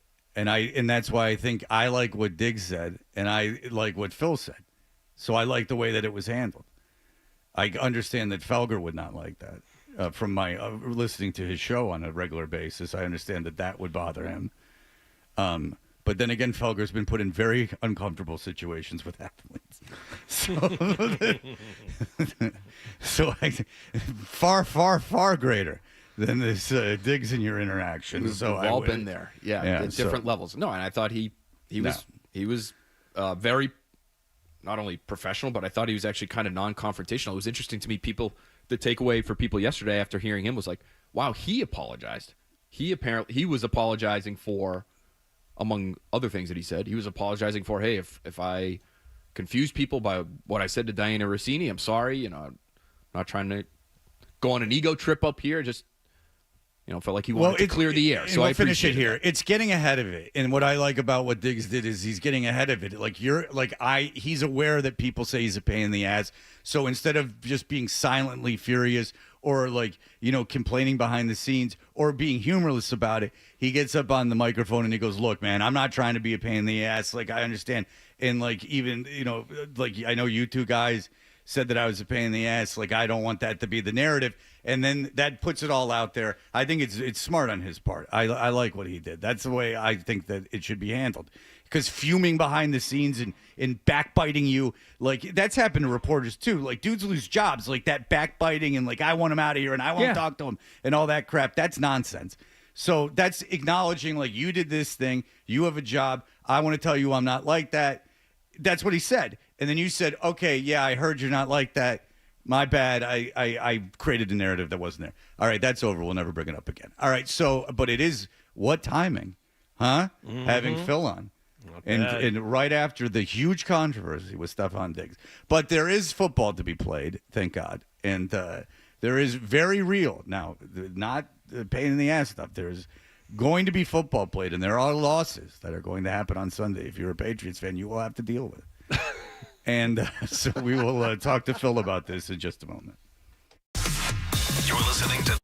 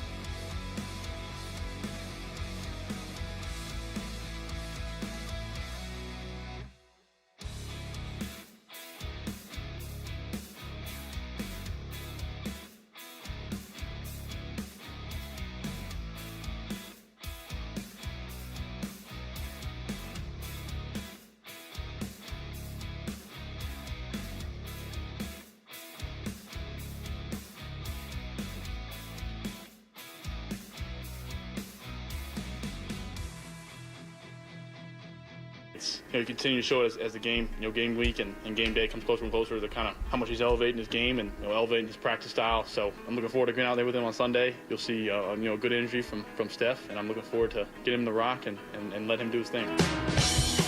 Obviously, Drake May, we're Toucher and Hardy. The Patriots will be on this flagship radio station with Zolak and Sosi at 1 o'clock. And obviously, pregame festivities start at 10 a.m. And we will have that game for you. Phil Perry from NBC Sports Boston is in with us. Let's start off with Christian Gonzalez. Vrabel was prickly yesterday about Christian Gonzalez, but I understand it was like a bunch of questions he was sick of asking him, people asking him the questions, so I take that back. I would be annoyed too. It's everyone's job, but it was like he probably was like, it's enough. But to get to the point, Christian Gonzalez didn't practice yesterday. He hasn't practiced for 5 weeks. What's going on? What are you hearing? I mean, it doesn't look good. If you haven't practiced in over a month and you're missing Wednesday, that was the fully padded practice. We'll see. The level of intensity they're practicing with later today, but my guess is he's not going to play. I talked to him briefly at his locker yesterday. He said he's working. I didn't get the sense that he's necessarily like overly, frustrated or devastated. It was a very short conversation. He's a soft-spoken guy as it is. But I think you have to be, if not frustrated with Gonzalez, you've got to be frustrated with the situation. When he goes down with a hamstring injury on July 28th, you're probably not assuming he's going to be missing week 1. Right? So I was somebody who at the time when he got injured, I said, don't rush him back. These kinds of injuries can be tricky. Let him take all the time he needs in camp. There's no point in practicing him against the Commanders or the You already know what he is. Like, you don't need to evaluate him. Just make sure he's ready for the start of the season. And now it looks like he's not going to be ready for the start of the season. The reporting at the time from Jordan Schultz and others were this should not affect his week 1 availability. So it sounds like, and we've talked about this for the last couple of weeks, there was either a setback or a lack of improvement recently. I think, that's a fair guess. I don't know that he's had a setback or if this has just been a slow plod towards full health for his hamstring. But he was on the air bike yesterday. The whole team's practicing on the lower field. He's on the upper field with one of the strength coaches. He did, from what we could see, we were only out there for the very beginning of practice, but did about 10 minutes on the bike, kind of stood around, hands on his hips, watched the rest of the practice that we were out there for at least. So it doesn't, and the reason I give you that detail is because it doesn't feel like he's that close even. Like if he was out and maybe, running with some bands on or, running the hill every once in a while, you'll see some of the guys that are conditioning, working their way back from injury, doing something like that. That would feel like another step, but riding the bike is like, it feels like that's what you see guys do in a game after they pull a hamstring in their pads, So, yeah. I should say he was doing it with a little bit more intensity than you would see in a situation like that. But again, I don't know when he's planning on coming back, and he's the best player on their team, either side of the ball. He's certainly the best player on their defense. And, you're about to face a team that's not amazing offensively, but they have 2, I think, very talented pass catchers, and you'd love to have that guy to try to lock one of them down. Yeah. This is a dumb question maybe, but how could you not practice for 5 weeks and then get thrown into the first game of the season? I'm just asking as a matter of procedure. I'm not asking even particularly of Christian Gonzalez. This is the question that I have every training camp, is that, like, why have training camp if you can conceivably do nothing during it and then play in the season? Like, it just doesn't even seem like, why would you even do it? You understand what I'm saying? Sure. Yeah. What's the point? Yeah, If everybody could just chill and not get hurt and then play. Like, why would you ever play like a good player? Well, I think it just depends. I think part of it is the position, like corner, receiver. The example, a lot of people, again, I wasn't covering the team at this time, but I remember following it at the time. In 2007, Randy Moss apparently didn't do very much that summer and then showed up week 1 and was amazing. And so he's a receiver. He doesn't have to, get used to tackling people and getting his head knocked off necessarily. But Randy Moss could be the greatest athlete, of course, in the history of the NFL. Yeah, I would say he's the exception to any rule that might be out there. But is Gonzalez that kind of guy where as long as he's in shape, he can put pads on the next day and then go run around with really good athletes? Yes, I don't know. I just don't see him as being like that established, or maybe I'm not that convinced. I agree that he is at that level. When Rob Gronkowski did it, I that's completely understandable. You're like a freak. He had an injury history on top of we can't allow this guy to get hurt. So he wasn't doing anything, in camps and in preseason games. His first meaningful snap was week 1. But I don't look at Christian Gonzalez the way I look at, and I'm not even taking him to the Gronkowski or Randy Moss level. I don't just put him at that level in my mind as being a guy who could afford to miss all of camp and then just step out there week 1. No, and you shouldn't put him at that level. The only reason I would, even leave the door open a sliver is because, you hate to say, well, there's no chance of him coming back, and then he practices the next 2 days, and now he's out there on Sunday. So my guess is that won't be the case, though, and they'll be worse off because of it. Carlton Davis on Jacoby Myers, maybe you feel okay about that. Who's covering Brock Bowers now? That guy was a first-team All-Pro as a rookie last year. Set records last year, and now he's got a much better quarterback throwing him the football. So who gets him? Is it one of your linebackers? Is it one of your new safeties? Is it Jalen Hawkins or the rookie Craig Woodson? That feels like a lot to ask one of those guys. So that's going to be a real challenge that they face. I think a lot of people assume this defense would be what keeps them competitive all year. And it could be what lets them down this Sunday. Why? Now, they're light defensively in terms of weight. So let's go to the matchup. They spent the 6th pick on Genty. How is this philosophically? How do you think that Carroll runs this? How good is the Vegas offensive line? How do you see that playing out, their offense versus the Patriots defense? Their line is okay, I would say. They've got a good, not an all-pro, but a good left tackle in Colton Miller. They're a little light. They basically have 2 centers starting for them. So, one of them was a relatively high draft pick a couple years ago. He's now playing guard. So they have 2 sort of undersized players in the middle. But Genty, you're right to bring him up, and you're right to bring up the Patriots' combined weight, I guess, defensively. They've gotten lighter. This system, they're going to use lighter, faster linebackers. They're using lighter, faster defensive linemen. And Ashton Genty is, one of the greatest tackle breakers we've seen in college football. So that could be a real problem for them. I think it's going to come down to, quite frankly, how well does Milton Williams handle this new role that he's been given here in New England? Because in Philadelphia, he was basically a passing game player. You get the contract that he got this offseason, they're going to ask you to play all 3 downs, and he has in camp. And he's been okay. I would say a lot of practices, he was not all that noticeable. So can he stop the run alongside Christian Barmore, who I do think can do that, alongside Harold Landry, who's a lighter player himself, but has had decent success against the run in the past? It's a really interesting matchup because while people will be focused on Myers because of the connection to the Patriots and Bowers because of how good he is, Genty and his ability to run through people's tackles, I think, could be a real factor. Well, Perillo doesn't like him. Perillo doesn't like Ashton Genty? Nope. Interesting. He probably preferred Travion Henderson, right? No, he said, well, I don't know about, probably. But he was, I think he did bring up Henderson and Gibbs as examples of guys that he says Genty's not a game breaker. I don't know.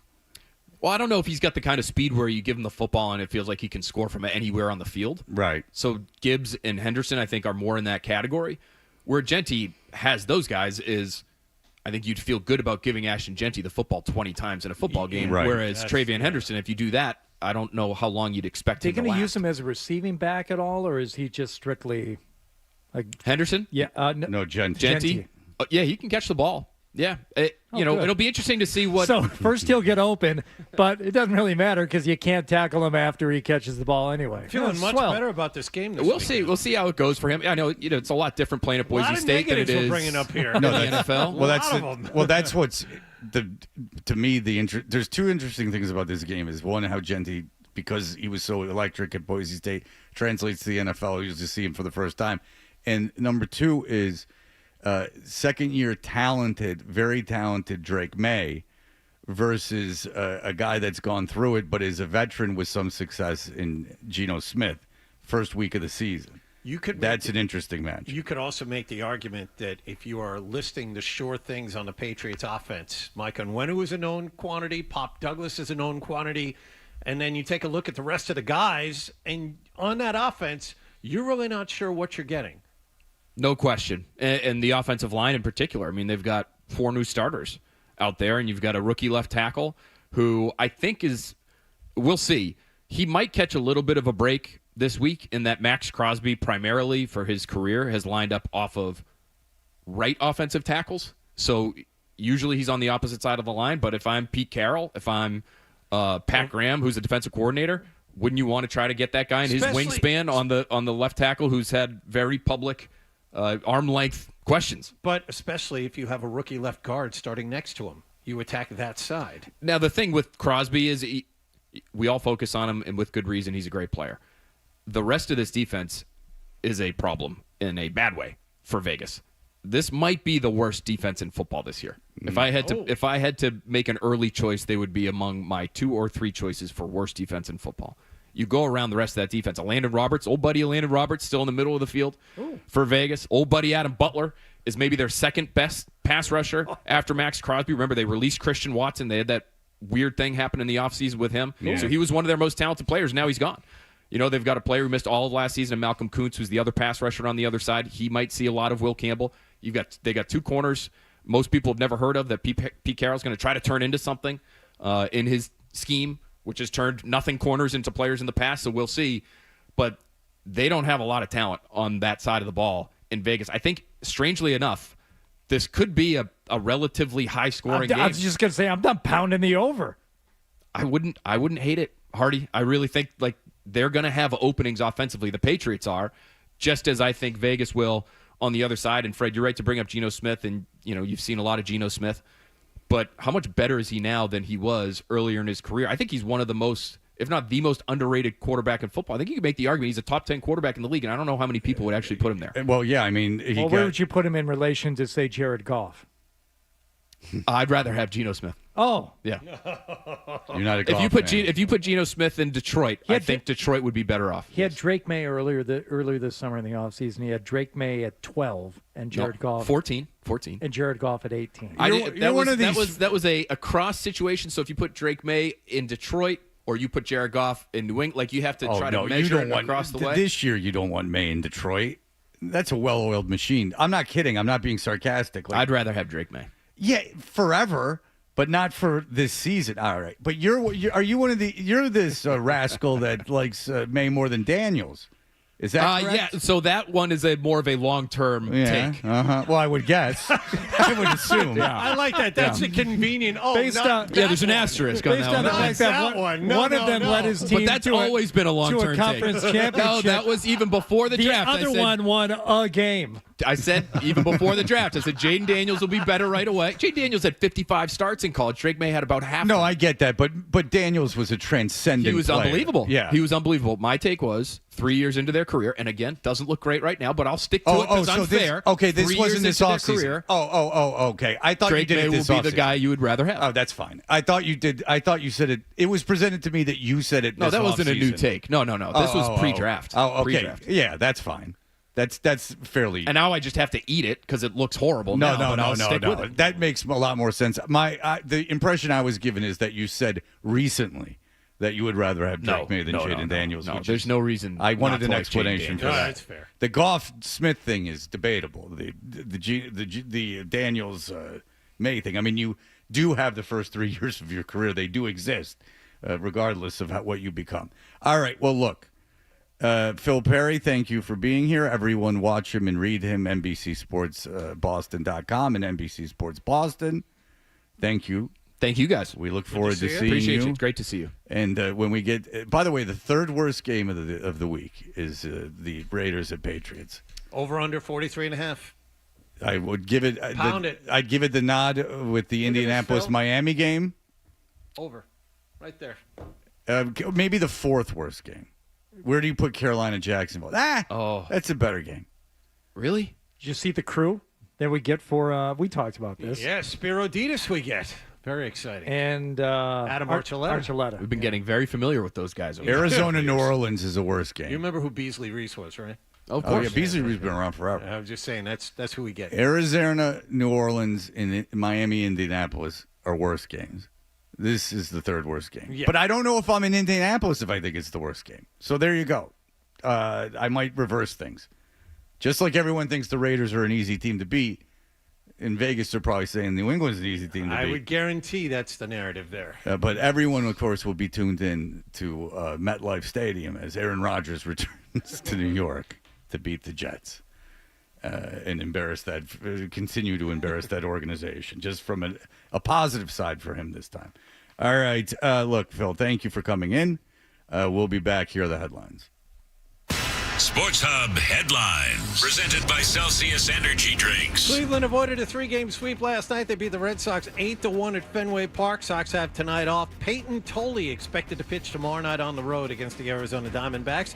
Also, the team got word back on Roman Anthony's injury. The news is not good. He's got a left oblique strain. He's expected to miss the next 4 to 6 weeks. Patriots open up their regular season Sunday at Gillette Stadium against Las Vegas. Stephon Diggs, a full participant, expected to play this weekend. However, Christian Gonzalez, the other direction, he was not at practice, and now it's looking less and less like he will be able to play. Robert Kraft told WBZ TV he'd welcome a statue of Bill Belichick, and the NFL season begins tonight with Philadelphia hosting the Dallas Cowboys.